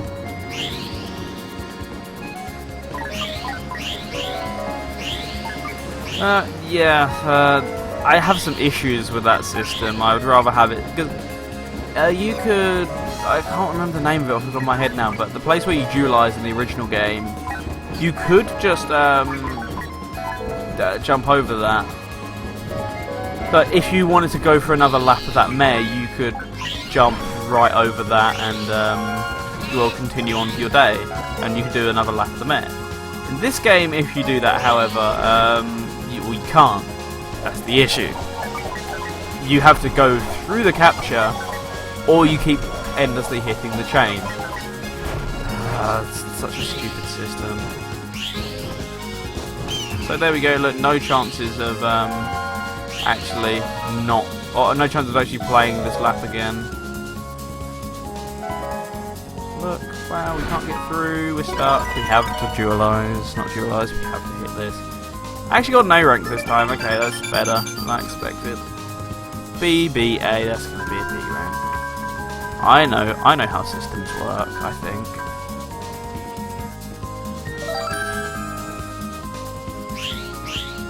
I'm not going to waste too much drill dash because I want it for the boss fight. Who is this boss again? I don't remember their name. I don't think it's Queen Bella yet. Actually, no, that is Queen Bella, isn't it?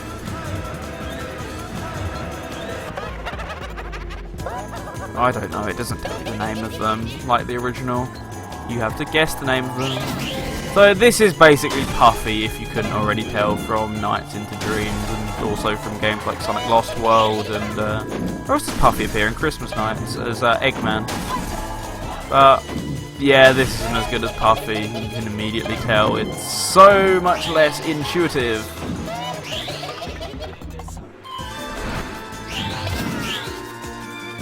Because just going upwards instead of actually going sideways automatically makes it a bit of a bust, in my opinion. Because well, you've already got less screen space, so you can't really see what you're doing, and second of all, well, you have to regress if you miss it once, or miss the boss once. I'm really struggling to remember the name of this boss. I think it's Queen Bella. I could be wrong though. That's going to be like 1.2. No? Yeah. That was somehow a 1.7 boss multiplier. Okay. I was expecting much less of a boss multiplier than that, but there we go. Oh, really? A rank? Huh. I wasn't expecting that one. Next. Will's diary journal has been added to the story select screen. So that's all I'm going to show off of Night's Journey of Dreams. Coming up next, we've got some more motion controls, specifically from the boys over at Sonic Team. So look forward to that in just a sec, once I actually get back to the menu. So this is the better of the two motion controlled games from Sonic Team.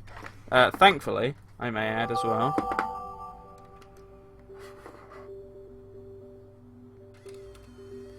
So let's put that there. I have just a massive stack of discs as well on top of now my massive stack of boxes. So that's fun. No option for GameCube controller here. We are having to stick to the Wii Remote and Nunchuck. You probably already know what it is, judging by the fact that I just told you it was Nunchuck. Sonic and the Black Knight. I absolutely love this game. It's a pretty bad opinion, I'm not gonna lie, but this is just a really fun game. The motion controls combined with the fact that there's actually analog movement this time mean it's better Black Knight. Not better, but better Secret Rings. So I'm a big fan of this one. We've got one of the best soundtracks of the era. 4 different vocal themes, all of them by Crush 40. They all kick ass.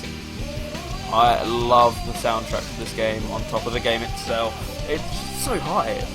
There's no other way to describe it other than hype, in my opinion. So let's get into it. I should have my complete save. So yeah, I do. No, I don't. Where's my complete save?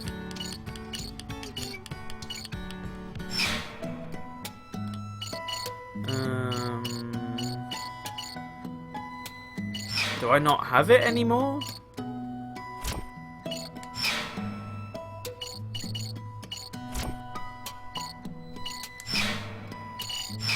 Did I? Oh, I know I did. I started a new save file like a few years ago and I never transferred back over my old one. Oh well, looks like we're playing through Misty Lake. Nope, that's not what I meant to pick. Looks like we're playing through Misty Lake instead of a cool stage. Oh well. So, let's do... What one's the first stage? It's... I think it's this one. So we got our boy Sonic here, ready to kick some ass, ready to wield some swords, ready to turn down the volume because it's loud. Do that, then refresh. Okay, we have Japanese voices on for some reason. Oh well, English voices aren't particularly great. Actually, no, they are. They're better than most games, or most Sonic games actually, for this game. So, we have analog controls and we can swing our sword. So, yeah, a lot more, you have a lot more control. It's not really much of a mindless runner anymore. You do actually influence Sonic quite a lot here, rather than just influencing his left and right direction. So, this is where our sword comes into play, where you've got to slash at these targets, and this is where the fun comes in my opinion. Just waggling the Wii Remote around, slashing your sword as Sonic is a lot of fun, to me at least. I know everyone else doesn't agree, but it's just, oh, fun title for me. I love this game. Really want to replay it actually. I never completed it. I downloaded a complete save for it, and that was my definition of completion. Because I got to like the fake final boss and went, nah. Because it was quite difficult at the time, but I'm sure it'll be fine now. Like, yeah, I'm sure I'll be able to do it nowadays. Let's come do the second mission here.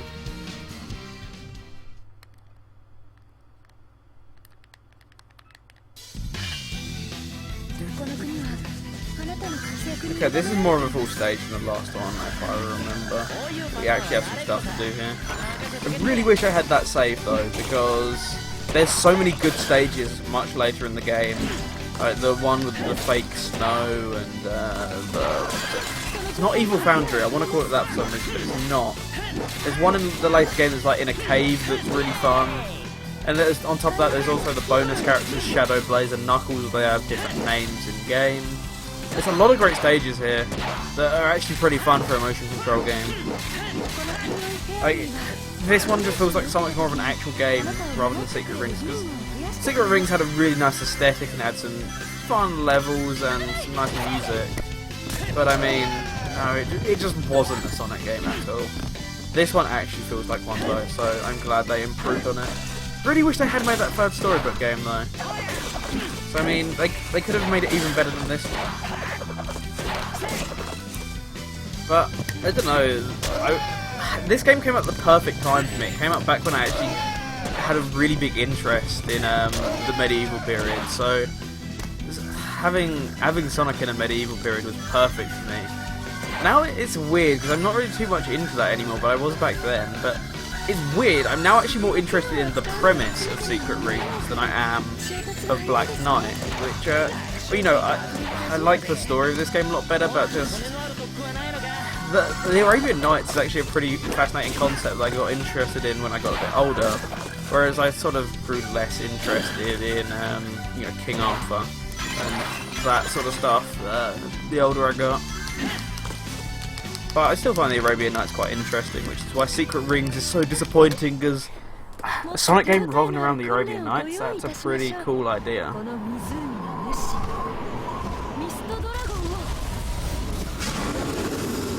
Okay, so we got this dragon guy here. We gotta show him what we're made of by slashing our sword at him. Can we actually please slash our sword at him instead of just sort of looking at him a bit funny?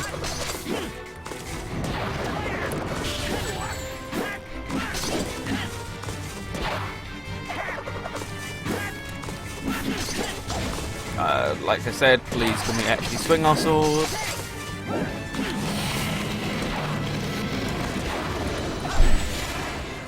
Note self, stop doing that. Ignore everything I just said. Apparently. So that's how you mostly get rings in this game. You go through these yellow chain things. I don't really know what their name is. Swing your sword, go! So they don't speak like that because they're Japanese. Most of the time I tend to, when I'm going back replaying mine, just going back playing old levels, I tend to set it to Japanese because the grunts are less annoying than they are in English, but actual voice acting, like when you're watching cutscenes, yeah, just stick it in English. But I'm glad they actually have voice settings nowadays, because, well, hearing Jason Griffith go, hey, hey, whoa, ha! Every 2 seconds gets annoying, but not so much for Junichi. His nice, chillax tones don't get really old on the ears. Okay, so I'm going to try and do the boss, and then I'm going to move on to the next game, which, no surprise, is Sonic and the Secret Rings, because, hey, another storybook game. Yes, that is totally what I meant to say. Proficiency level has increased. There we go, it's time to defeat King Arthur. Do we have the will to fight the knight? Let's find out. Let's skip the cutscene. We find Sonic's sword. I don't remember his name, but he talks and he's a bit of a mouthy so-and-so. We find him there. Ooh, he has a pretty epic voice, essentially, in Japanese. He sounds a bit wimpy in English. A bit like a Razor Jin on steroids in English.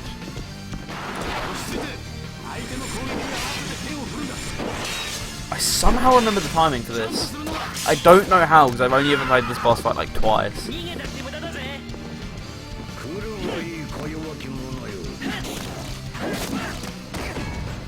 Good, and you don't?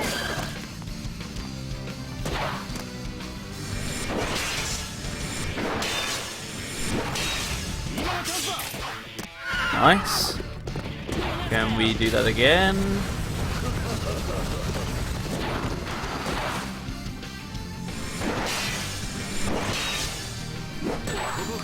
He didn't give me a clue that he was attacking that time.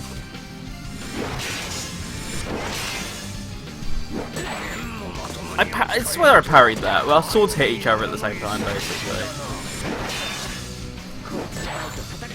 Then you don't.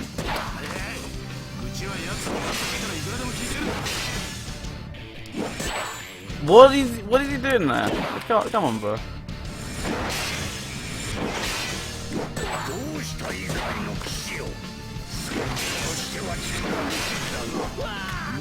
Where's the parry?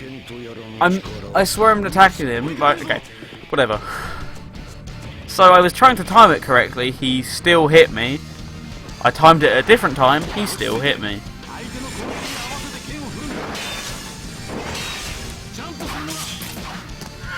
I think this was why I stopped playing it last time, because this exact same bullshit happened.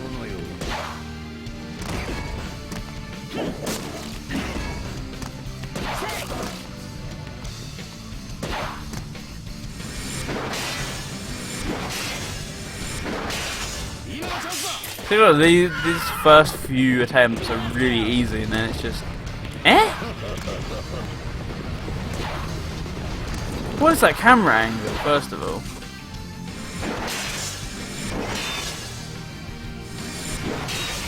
Ah, that'd probably be why. Okay, I have to wait for the shake prompt to come up. Yeah, well, that was embarrassing. There we go. That was King Arthur, and that was Sonic and the Black Knight. A pretty fun motion control waggle fest, in my opinion. So let's just get my XP, and then we'll come back, and it's time for Secret Rings. Boo, Secret Rings. Oh no, he's gonna kill us. Oh no. Whatever will I do? I know. Go back to the Wii menu. So let's get secret rings.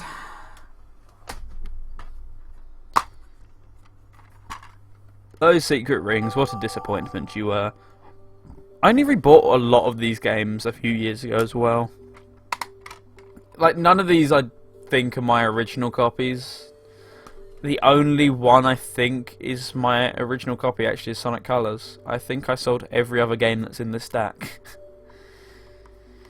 Actually no, I didn't sell Winter Olympics, but I sold everything else. I have quite a few in the stack that I'm actually not playing just because we are quite low on time. We've already hit the 2-hour mark. Make release reborn. Reborn. I actually do like Secret Rings as a track. Or seven Rings in Hand, sorry, as a track. Just... Oh, I'm so sick of it now. Please stop requesting it.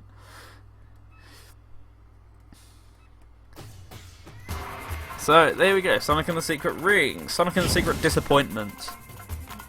By the way, get ready to hear 7 Rings in Hand a lot, because it plays throughout the majority of the game. So we have our little level 99 completed save file here. Reborn! Something, something, something. What's the most fun stage? Sand Oasis is quite good. Make release reborn, make release reborn. Let's go for a go. So, I think this game really hits its most fun point when you have every power up. So, you have skill rings here, and the whole point of them is you equip different skills that you earn throughout the game. By having a complete save file, you get like the most OP skills.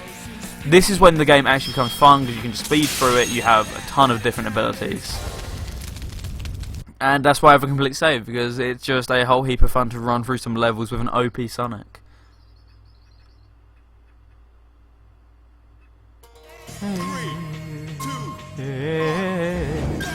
I could sing along to so many of these songs. This game has a really good soundtrack. But you can see, you wouldn't be going this fast in a normal game. This is the power of power-ups. You can get hit without being hurt. Look at this, this is ridiculous. It's so much faster than you normally would go. Eh? Look out! Oh, look out! Useless to resist. Eraser's henchman! Sonic, you can get the pearl by One of the best soundtracks. It has some pretty nice environments, this game, as well, with just motion controls. You can't see them, obviously, but I'm currently holding the Wii Remote sideways and tilting from side to side and flinging my remote forward to do attacks. This isn't the most intuitive thing ever, but I really don't dislike this game as much as most people do. I find it pretty fun, but there's some bullshit areas later in the game, but early game is actually pretty fun in my opinion. Especially when you blast fruit with Sonic speed like this. I guess it's the issue with Black Knight as well, like it's mostly fun, but there's just 1 or 2 areas that spoil it. Whoops! Time to make a U-turn. Make a Should be U-turn. cooler inside. I think I can also run through fire in this. Nope. I think if I go fast enough, I can actually run through fire with this ability, which is fun. Where was the jump? That's a common thing you'll probably hear me say throughout some of these stages. I jump and nothing happens.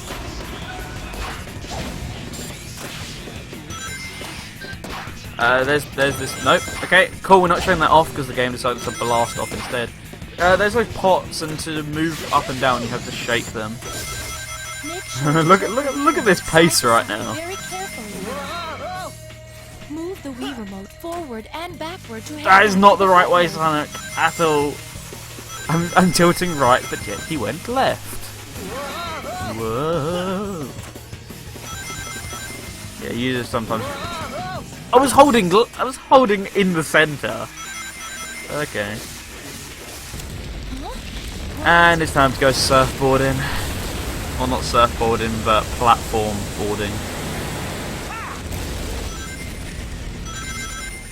I'm going to do Dino Jungle, and then I'm trying to think of what other stage I want to show off. Maybe Night Palace? Because we have time for 3 stages in this game, I mean. We're not running low on time just yet. I guess we are, but hey, it might end up being a 3-hour stream instead. Just past that pier is the town.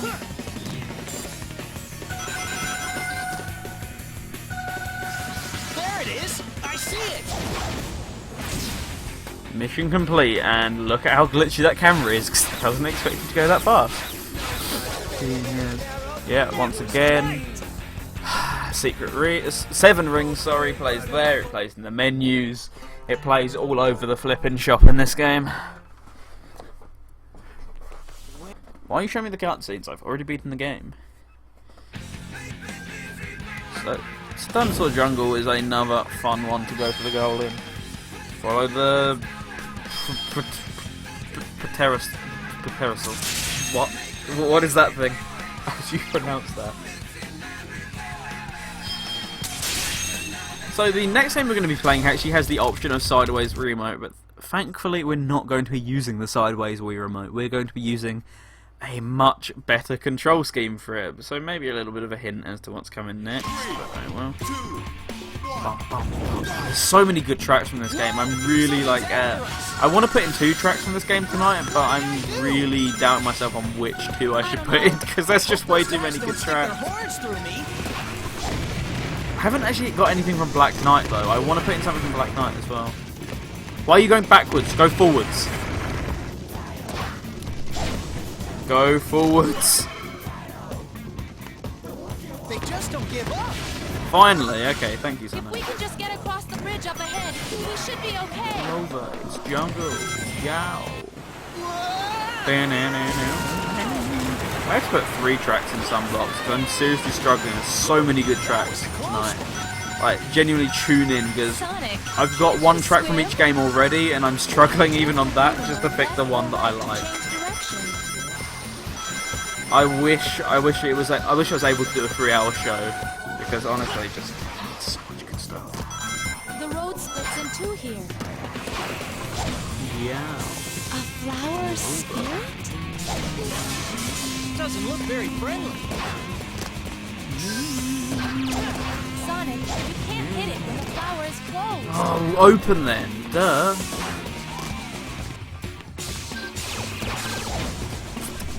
Hit the flower, damn it. Come on, hit PT. Hit PT banana. Oh, just pressing 2, come on. This is what I mean with this game. The motion controls so shitty. I'm holding down 2 to stop Sonic and he's not stopping. And then he doesn't homing attack anyway. And now he refuses to go backwards.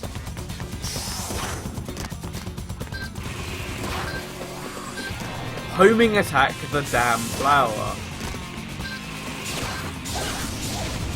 Homing attack the damn flower. It's not difficult. This is probably why you shouldn't have forward as forward and homing attack as forward. Hit the fucking flower. Come on now. This is ridiculous. So I hit him and it didn't even kill him. Brilliant.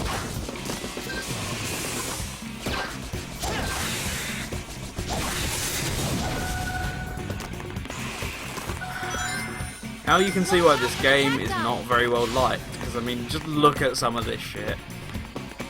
I'm clipping through the rock just by holding forward. You cannot make some of this up, seriously.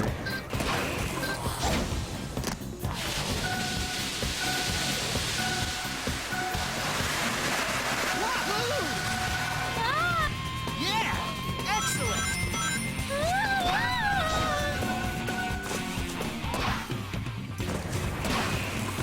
On.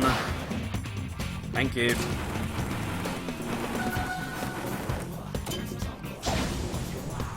Look at how much power that homing attack has Maybe though, that like, flying pod seriously. can help us across to the other side. Once again, reeks of early Wii games. Stupid use of motion controls, just like all of them had. Motion controls that didn't really need to be motion controls.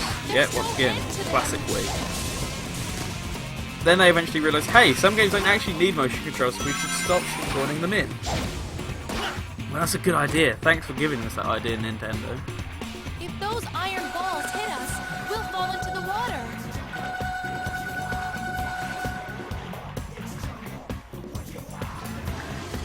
Be careful, Sonic! If you get hit once on this log, you die and you go back to the beginning of the section. Thank you, shitty motion control. If those iron balls hit us, To be fair, this we'll controls fall into better the than most of the game, but that doesn't really say anything. Be careful, Sonic!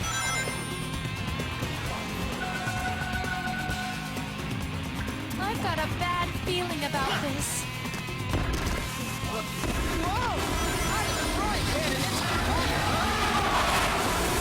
Come on. Just please destroy this so I can actually leave. That'd be cool.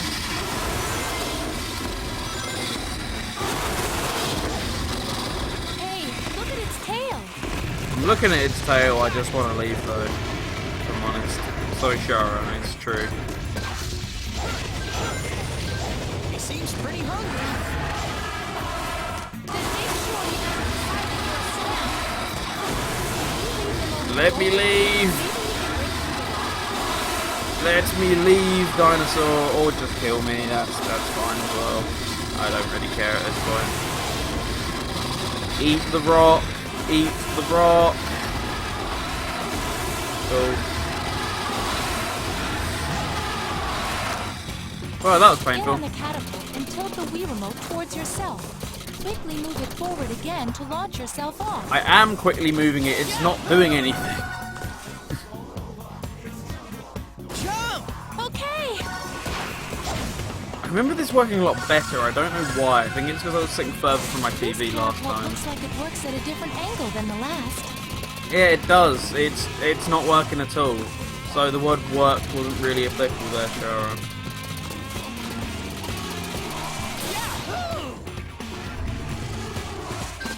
How do I speed brake and soul brake again? How do I do it? I can't remember. Okay, that's time brake. How do I speed brake? There we go. Just a little more, Sonic! That's a feature you get later on in the game, but it does, the meter doesn't really last too long, but hey, it's a thing you can do anyway. I was going to play another stage, but honestly, my sanity would rather have me play Sonic Colors instead, so hey, I just spoiled the next game. Sonic Colors. Let's do it. To the make-believe reborn.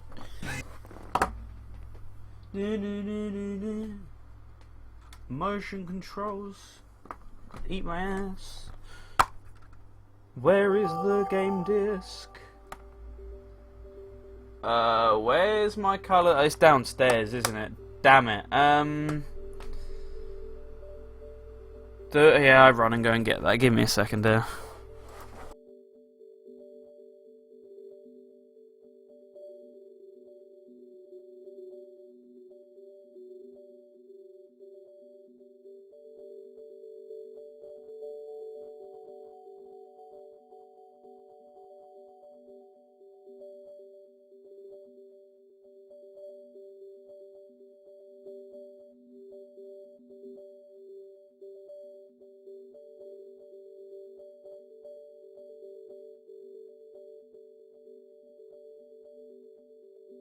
I completely forgot that I left that disc downstairs, but I'm glad that I remember where it was, otherwise that would have been a really long break. Yeah, I left it by the other Wii, because we have two Wiis in this household for some reason.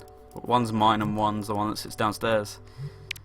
I think it's because I was trying to play through it a few months back, it was February now, Jesus. That was a lot longer ago than I remember. SEGA. I did actually intend on playing all these games for the Wii U just because it's less hassle to set up and it doesn't actually mess with my capture card, but it didn't work out like that, sadly. Either way, Sonic Colors, it's the best Sonic game on the Wii, but that's not saying anything compared to Sonic and the Secret Rings. Damn that game. Unleashed Wii is okay, it's pretty good, but it's not as good as this one. This is actually a good game. Black Knight is a game that I like that has, or a game that I really like that has issues. This is a game that's actually decent quality and doesn't really have issues. Sonic community, being the typical shut-ins that they are, for some reason think that 06, the glitchiest game in the series, is actually better than this game now. I don't remember when that happened. Clearly it was when I left, because it's just too toxic. Like, this game that actually works, has competent level design, has good music, has good level aesthetics, has all that stuff.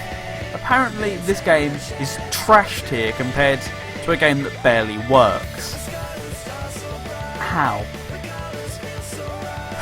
Sonic community has just such shit hot takes, honestly. Like, Sonic 06, a game that barely works, is better than an actually functioning, brilliant title that saved the franchise's first good game in like 10 years. Yeah, sure. Well done, guys. Either way, this game is fantastic. Best. It might be the best Nintendo or best title.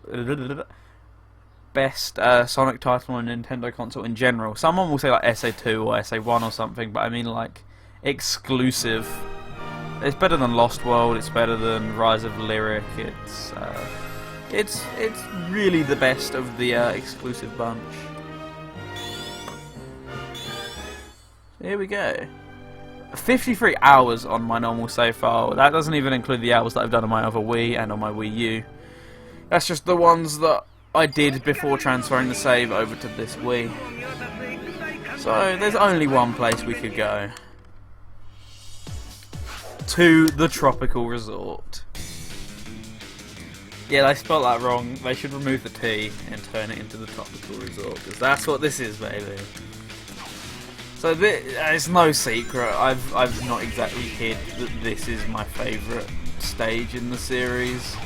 I love everything about this stage. It's a theme park level done right, finally, after so long.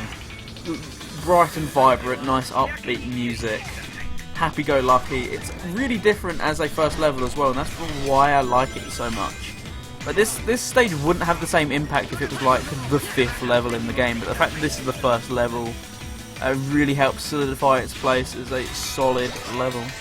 Well, the first zone in the game.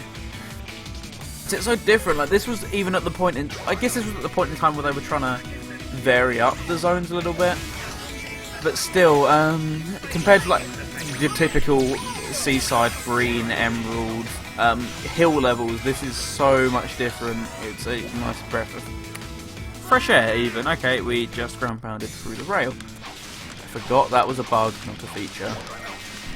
You may notice there are wisps. I'm not collecting the wisps. That's because I have the supersonic on right now.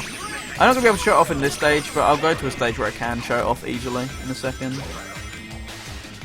But I'll turn on the wisp again in a bit. Probably on Planet Wisp actually, because I'm going to play 3 different acts here. I'd normally go for a rail skip because I know some of the speedrun tricks for this game, but meh, didn't work out there.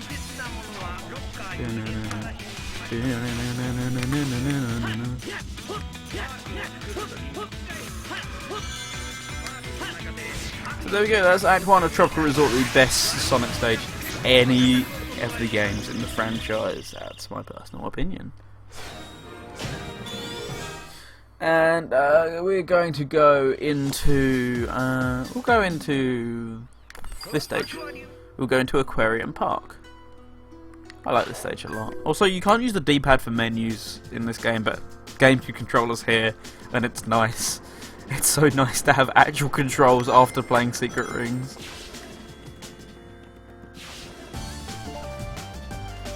So this is one thing you can't, unlike all the other boost games, you can't quick step and drift on the fly. You can only do it in designated areas, which, yeah, I don't exactly like that system, but at the same time it does work quite well, and it stops stuff from breaking, so can't really complain. I'm trying to get Supersonic, however I keep getting hit. This stage has an abundance of rings though, so no worries about that. Okay, ignore what I'm saying. I'm going to restart if I can't get the rings, because I do really want to show off Super. He normally works pretty well in like an... Actually, yeah, let's just restart. Because enclosed corridors like this are where Super works by far the best. So let's focus on getting some rings first. I actually got this legit as well. This isn't even a saves that are downloaded off the internet. This was the first game that 100%ed. I think ever, possibly. I was going to say the Sonic series, but I think this might be the only game I've ever 100%ed. Up to this point? Actually, no, I am 100%ed technically All-Stars Racing, because I got all achievements and all unlockables on that. I'm still choking to death, even now. There we go. Super Sonic. Let's go. So we get infinite boost, we have a higher jump. We one thing that's nice about Super Sonic in this game is he actually... Oh, okay, we don't have a double jump anymore.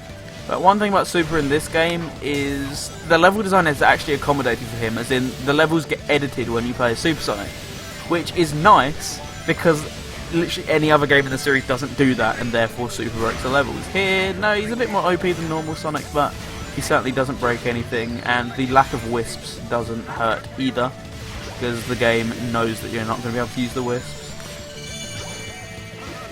So nice little auto-scroller, perhaps not the best time to show off Super, but hey, I can, so I will. Look at this boost, wow, it's probably making your eyes hurt. This game's so good, I really want to replay this again. Like, this is a game that I used to replay like once every 2 or 3 months. That's how much I enjoy it as a game. Easily the best boost game. Even better than Generations, even better than Unleashed. And you know how much I like those two games as well, on their own merits. So, by saying that about this game, I really am praising it highly.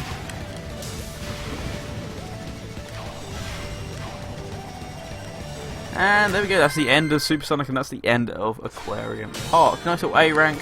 I should show off in this as well, you can actually destroy the signs here, and they can give you extra lives depending on which parts of the sign you destroy. That's a nice little feature that they didn't bring back in other games, because that was too much fun for a results screen apparently. Yes, there we go. I'm going to turn off Super Sonic now and just play with normal wisps. So, how I do that is you come to this menu once you unlock him, which you do when you have to get all 180 red rings, and then you have to go to a little mode called Sonic's Game Land and beat that as well. Once you do all that, you unlock the ability to turn on and off Super Sonic, which I like the ability that you can turn it off if you want to, because that means you can play the stages as originally intended and without the edited versions. So, here we go, Planet Wisp. This is probably most people's favourite stage. This is one of my favourite stages in the series as well, actually. Colours has a lot of my favourites. Starlight Carnival, this, Aquarium Park, obviously Tropical Resort. It's just a game full of really well designed levels. Not just even like the actual layout of the levels, but just the entire concept of the levels in this game is brilliant. Really a breath of fresh air versus the rest of the series at a time when it was rehash, rehash, rehash. Especially now, because we've gone back to rehash, rehash, rehash. This game strikes out as like the voice of reason in this case, in the Sonic series, because everything's just so different to any other game. And I think it shows, judged by the fact that this was the first Nintendo exclusive, minus, well, obviously SA1 and 2 Battle. Or SA1, or Sonic Adventure DX and SA2 Battle, that's what I'm trying to say. This is the first proper exclusive, never on any other console, not an enhanced version, or not a de-hanced version, like Unleashed was. And this is a good place to start. I really like Lost World as well, but I mean, this is by far a better game than Lost World. I don't exactly try and hide that, but Lost World is such a fun game as well, in its own right. Also has the advantage of having really good level design, level aesthetics and music. So it was like touted as a sequel to Colors, but I don't consider it a sequel myself. Generations is much closer to a sequel than Lost World is, but it certainly does borrow a lot of stuff from Colors. I like how vibrant that one is as well. This game is so vibrant. Unleashed was too, but it was a different kind. Like, it was realistic vibrant. This is cartoony, platformer vibrant versus realism vibrant. Okay, we fell down, not to worry.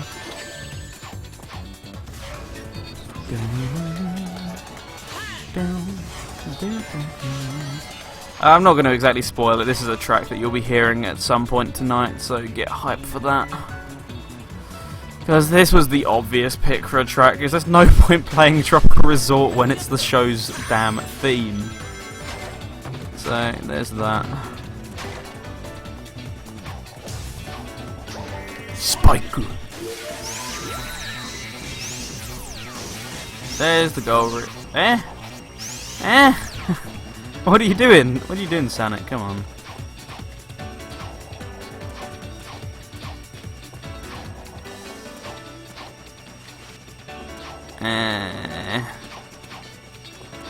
We'll try and do that. Nope. Okay. We are doing this the semi-intended way. No, we're not, because I can't break that. Well, looks like we're getting another spike.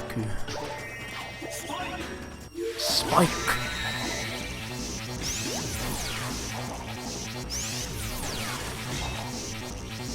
No, don't do that. But it works. But don't do it anyway. So we go, that was Planet Wisp Act 1, and that was Sonic Colors, and that was all the games that I have on disc that I would like to show you. So we're going to come back to the Wii menu, and we've got 2 more games that I want to show before I sign off, because we've almost been live for 2.5 hours now. That's a very long time. But don't worry, there's no point saying this, but if for some reason you are lurking in the not for some reason, but if you're lurking in the chat, and you want to watch this again, well, it will be up. It will be highlighted shortly. But yes, this will be highlighted for the rest of you, but you won't hear this until you're watching the highlight anyway. But we always do this for the Presort. There will be a VOD available. So we're coming over here to USB Loader. This is a homebrew application for loading games off a USB. Duh. So we have a few games on here. We have, well, that's Project M. That's a Brawl mod. That's Sonic and Sega All-Stars Racing, not going to be showing that off. That's Super Smash Bros. Melee, that's a GameCube game. I don't know why that's on my USB, but it is. We have Mad World, and we have the one that I want to show off first. Super Monkey Ball Banana Blitz. Oh joy! This doesn't display in the correct resolution, because once again, this is a 2007 Wii game, meaning it's shittily got motion controls thrown in. It doesn't display in the right resolution. This isn't one of the best games. The motion controls are horrible. Secret rings on Super crack. Monkey Ball. Banana Blitz. So already you can see, or you can't see, but this isn't a pointer. This is based on how far I tilt my Wii remote. That's not a good idea. Who thought this was a good idea? So all the way to the left is our main game. Who do I want? I don't. Yan Yan's new, and so is Doctor, I think. But nah, it's a Monkey Ball game. We've got to go with II. So Smooth Sherba is the one I'd like to show, but I don't have it unlocked. So instead, we're gonna go with Monkey Island. Let's play. So to roll forward, to roll to the left, jump. Okay, let's. Unfortunately, let's do it. So this was the game that I was talking about that cost £10 and I decided not to buy on disc because it cost £10. I'm not spending that much money on Monkey Ball. Banana Blitz, because I like Monkey Ball, I don't like Banana Blitz. Little another fun fact about this game. I once picked this up from Game for 99p, which was actually a good deal because they were trimming out their Wii selection. They no longer have it, or otherwise I would have tried to buy it from there. The reason I no longer have it from Game is because I brought it home and discovered that in the case they put Step and Roll instead of Banana Blitz. Now, Banana Blitz is an absolute travesty of a game, but Step and Roll is even worse. So as soon as I saw that, I'm like, nah, not dealing with this, and got it refunded. So this is I don't have this on disc anymore, and So yeah, we control it using motion controls. It's not too bad now, but when it actually gets more accurate later on, which it does very quickly, we're not going to be having too much of a great time. And I have to go back to the stage select every single time. It's very irritating. One plus side I have to this game is it has a very nice soundtrack. Some of it's done, I don't remember who did it, but I know that one of the composers who worked on this game was Skank Funk, aka Hideki Naganuma. So, in particular, this track is used in Sonic and All-Stars Racing, or Sonic and Sega All-Stars Racing, and this is normally the one that I associate most with newer Monkey Ball games, because it appears in most like spin-offs. This game in general is the one that appears in most spin-offs, not Monkey Ball 1 or 2. No, go back! Ugh. This is why motion controls don't work for menus. But they do, pointer controls work. The Wii has a pointer.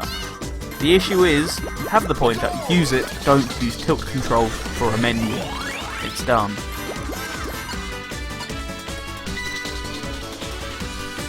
So it's not too bad now, but one thing this game introduces to the series is boss fights. Why? Boss fights in a game with shit controls where you're playing as a monkey in a ball. Incredible. Either way, bonus stages are back and the music here is really nice.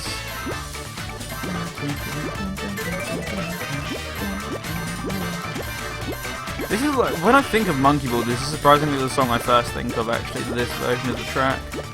Actually no, it's probably the Banana Splits version of the track, the Vita Monkey Ball game, because it has a bit more oomph to it.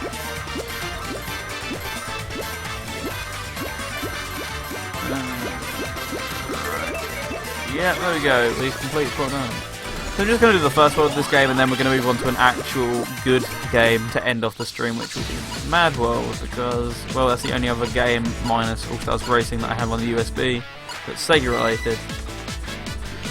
And then that'll be it. And then it'll be time all to go back and listen to the 24/7 stream.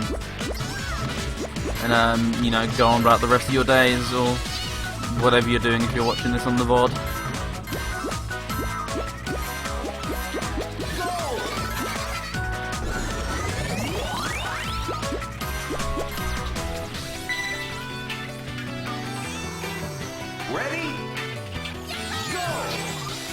Yeah, this game's fine at this point, but it not even due to the motion controls, but it gets stupidly difficult later on, made even worse by the motion controls. So enjoy this simplistic level design while it lasts, because it doesn't last.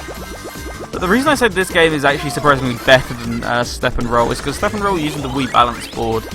A peripheral that worked fine with Wii Fit, but a peripheral that is complete not good stuff with any other game. Monkey Ball Step and Roll is really bad though, however, because you're on rails the entire time. Like seriously, not even just on rails in like secret rings on rails, like you're on actual rails. And you have to speed up and slow down, and that's the only gameplay there is. At least this actually has challenge. And it actually has opportunities to die. Step and Roll doesn't have anything. It's devoid. It's barely even a game. At least, awful motion controls aside, at least this is actually a game that you play. That one just wasn't at all a game, which is why I'm choosing not to show that as well.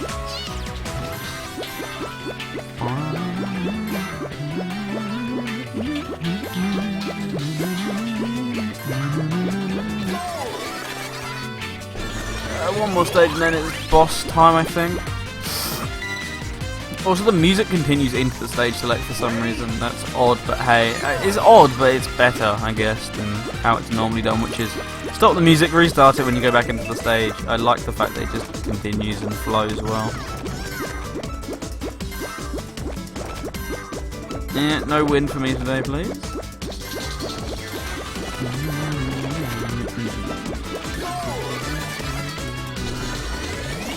We really need a new Monkey Ball game. Personally, I loved 3D, or Super Monkey Ball 3D. Banana Splits, I hear, was also really good. But really good compared to the rest of the games, like no Super Monkey Ball 1 and 2 for either of them, but yeah.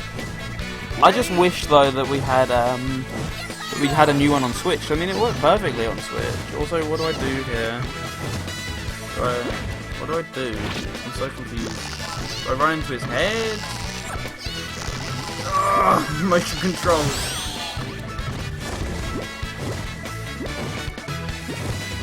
You're really screwing me over here, guys. Okay, yeah, jump into his head. Not too bad.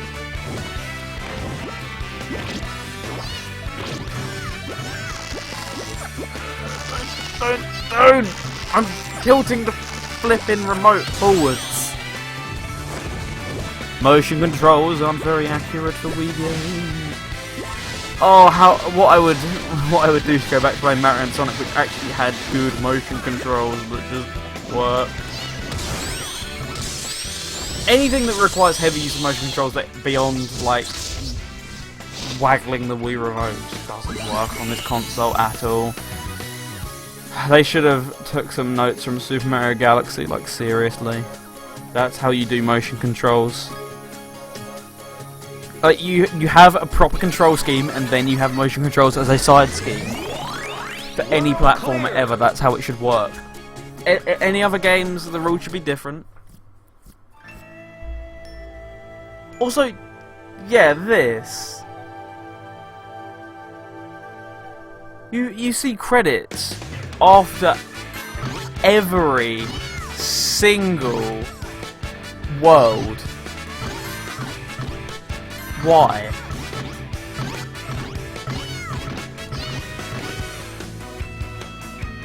Like, what? I don't even know if this uses the pointer, honestly. I don't think it does. I think it uses motion controls. You have the option of a pointer, use the option. Maybe it does, I don't know. If it is the pointer, it feels really sluggish.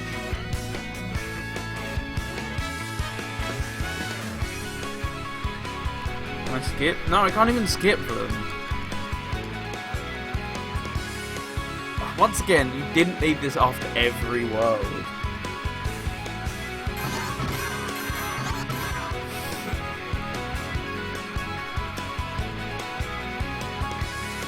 I'm getting closer just to resetting.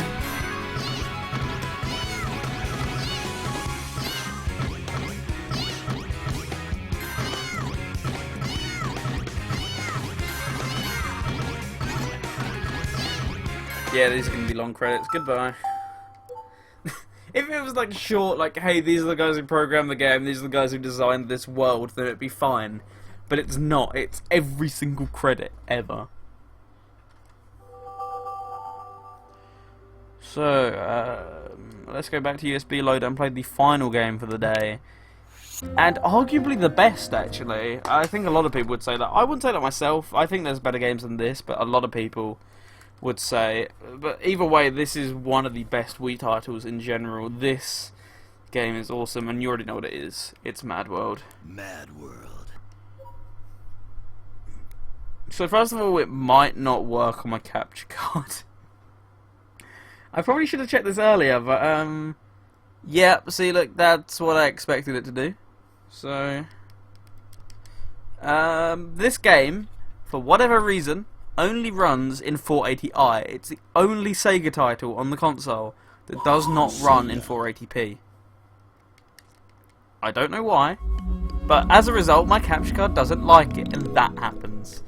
So what I need to do is I need to go back to my Wii menu, and I need to force 480p mode, which is a thing that you can do in USB Loader that I just completely forgot to do.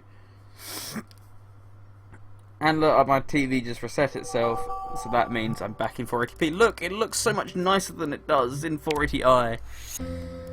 I don't know why. Mad World is like the only game that SEGA made, and the only AAA game actually on the Wii, I think, that doesn't support 480p. It doesn't support component at all. It only supports composite. So we're going to do this.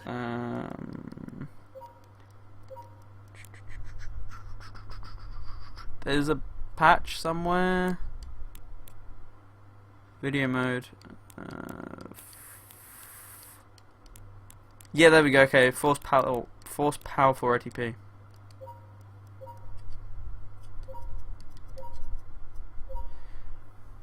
So now, hopefully, this should work. As I said, I just completely forgot to do this. No, we're still running in 480i. Shit. Why did that not work then? I don't see why that didn't work at all. Hey, this game's made by Platinum, so that's how you know it's good.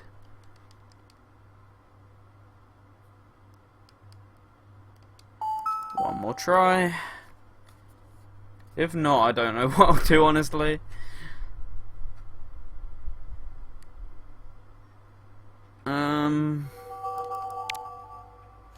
If I had a disc copy, it would be so much easier because there's like a program called Swiss, which actually properly works in 480p mode.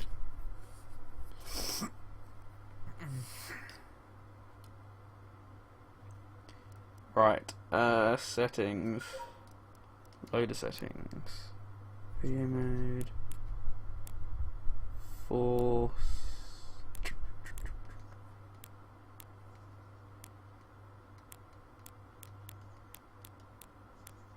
Force. Alright, okay, we're gonna try Force PAL 480p and see what happens. If I set it as like a global setting, maybe it'll work a bit better. But I'm not crossing my fingers. Yeah, I saw the TV reset. I don't have much hope.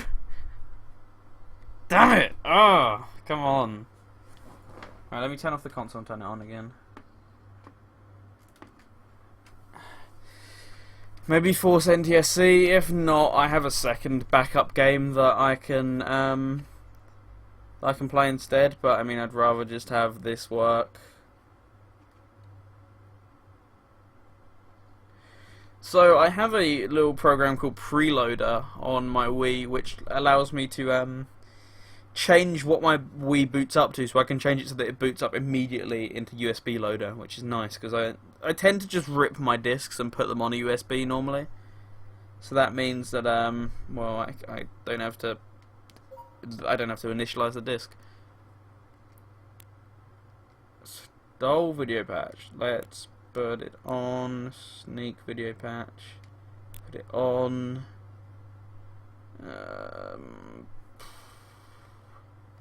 Let's try that, and then go to Mad World. Mad World.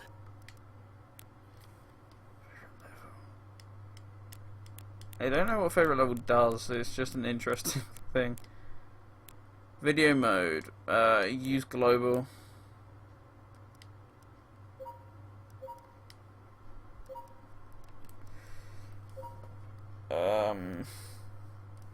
What else? No Ocarina, okay. Let's do that and see if I have any luck.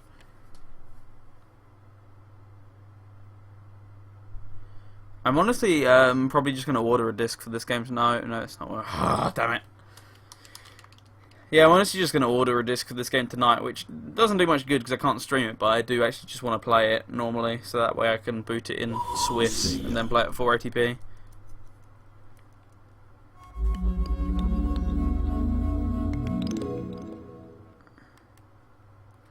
Right, so I do have a backup game that I was going to play last if I couldn't get Mad World to work, which was why I left it till last, because I had a slight inkling of a feeling that it wouldn't work.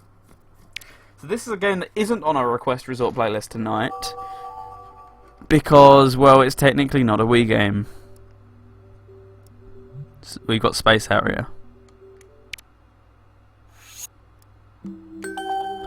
So this is an enhanced Wii port of the arcade version, and this is arguably one of the best ways to play this game.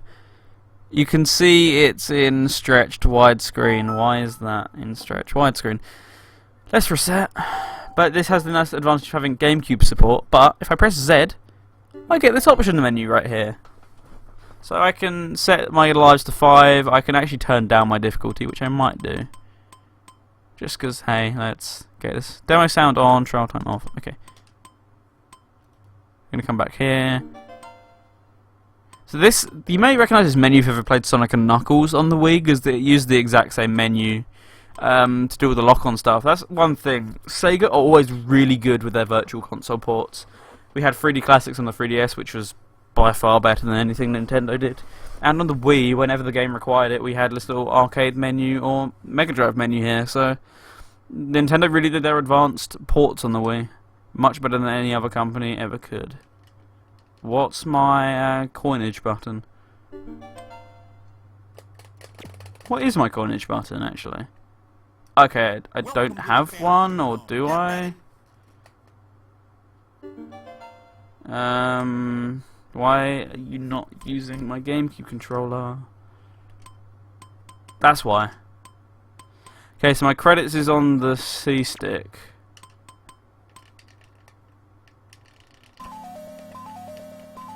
There we go. Look, I can set a ton of credits. That's enough. Why are you going all the way to the left? Let's reset.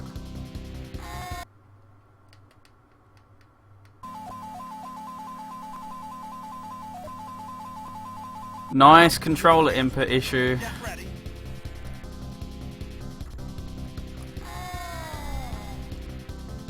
Get ready. Yeah, why are you doing this, honestly? Come on, bro. It wasn't because I had the nunchuck plugged in, really? The nunchuck shouldn't even work for this game. Why was that the issue? Whatever, let's reset. One last time. The nice thing is it doesn't reset the entire game, it just resets back to the arcade menu when you press the reset button on the actual Wii console. Sorry, one last thing, I'm going to turn up the volume for the game. I'm just going to sit in the middle and camp for a bit. That didn't work, but whatever. Ah, oh, this theme is so good. Shit. It's not going well. I'm really not showing off that I'm the best Space Harrier player, but I never pretended to be. So I'm not good at Space Harrier.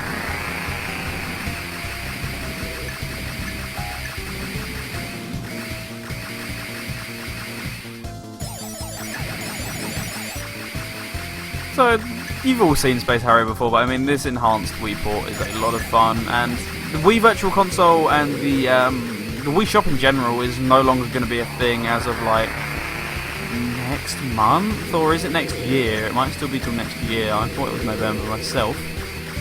But either way, yeah, the Wii Shop, which has been around for ages, is finally going to cease to exist sometime soon. Sadly, if you don't have credits on there already, you can't buy any more games, so that means rest in peace Space Harrier if you don't have it, but hey, Wii mods exist. Wii WODs exist as well. That's how you can download some Virtual Console games. So if you're really that desperate to play this enhanced port, you don't have a 3DS or something, you can go ahead and do this anyway. Also, the name Geese always makes me laugh. Yeah, if you know how to, if you have a homebrewed Wii and you know how to download WODs, then you can go ahead and pick this one up. Same with Shinobi. Shinobi's a really good port. I'm just not a big fan of Shinobi myself.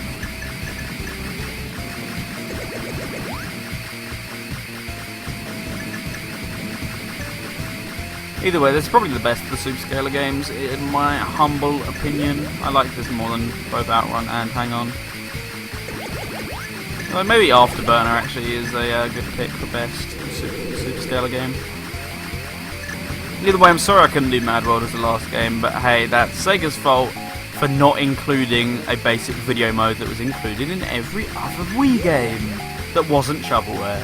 Because Mad World isn't shovelware, Mad World's great. Like, every major Wii title supported 480p, so I have no clue why it's literally the only one that doesn't. Either way, I hope this will suffice. So much dust. Probably come from all those boxes that I got out as well. I know this is painful for anyone who's remotely good at Space Harrier, because I'm getting utterly wrecked as we speak. I never normally get this far, so I'm very surprised at the fact that I have.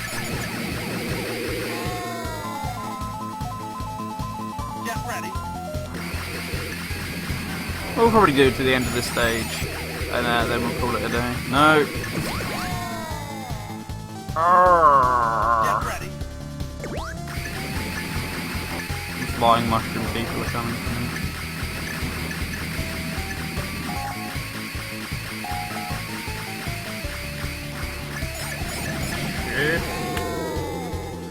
Got no scoped again.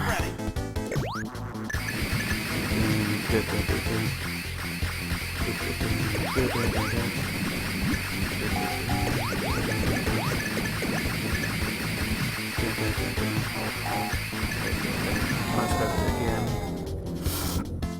ready. hit. I keep getting hit. Get ready. Okay, boss time. Double head this time. Whoa, we've really upgraded the dragon effects. Get ready. Stop fucking doing that now. Stop running immediately into the center of the screen and then complaining that you get hit, first of all, second of all.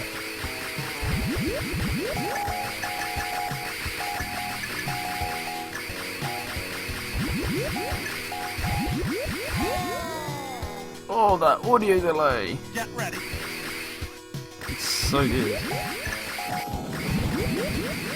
And there we go. So that is all I'm going to do of Space Harrier, and that is the end of the Topical Presort Season 2, Episode 1. So let's come over here and recap. So we played a bunch of different games today. We played... what did we play?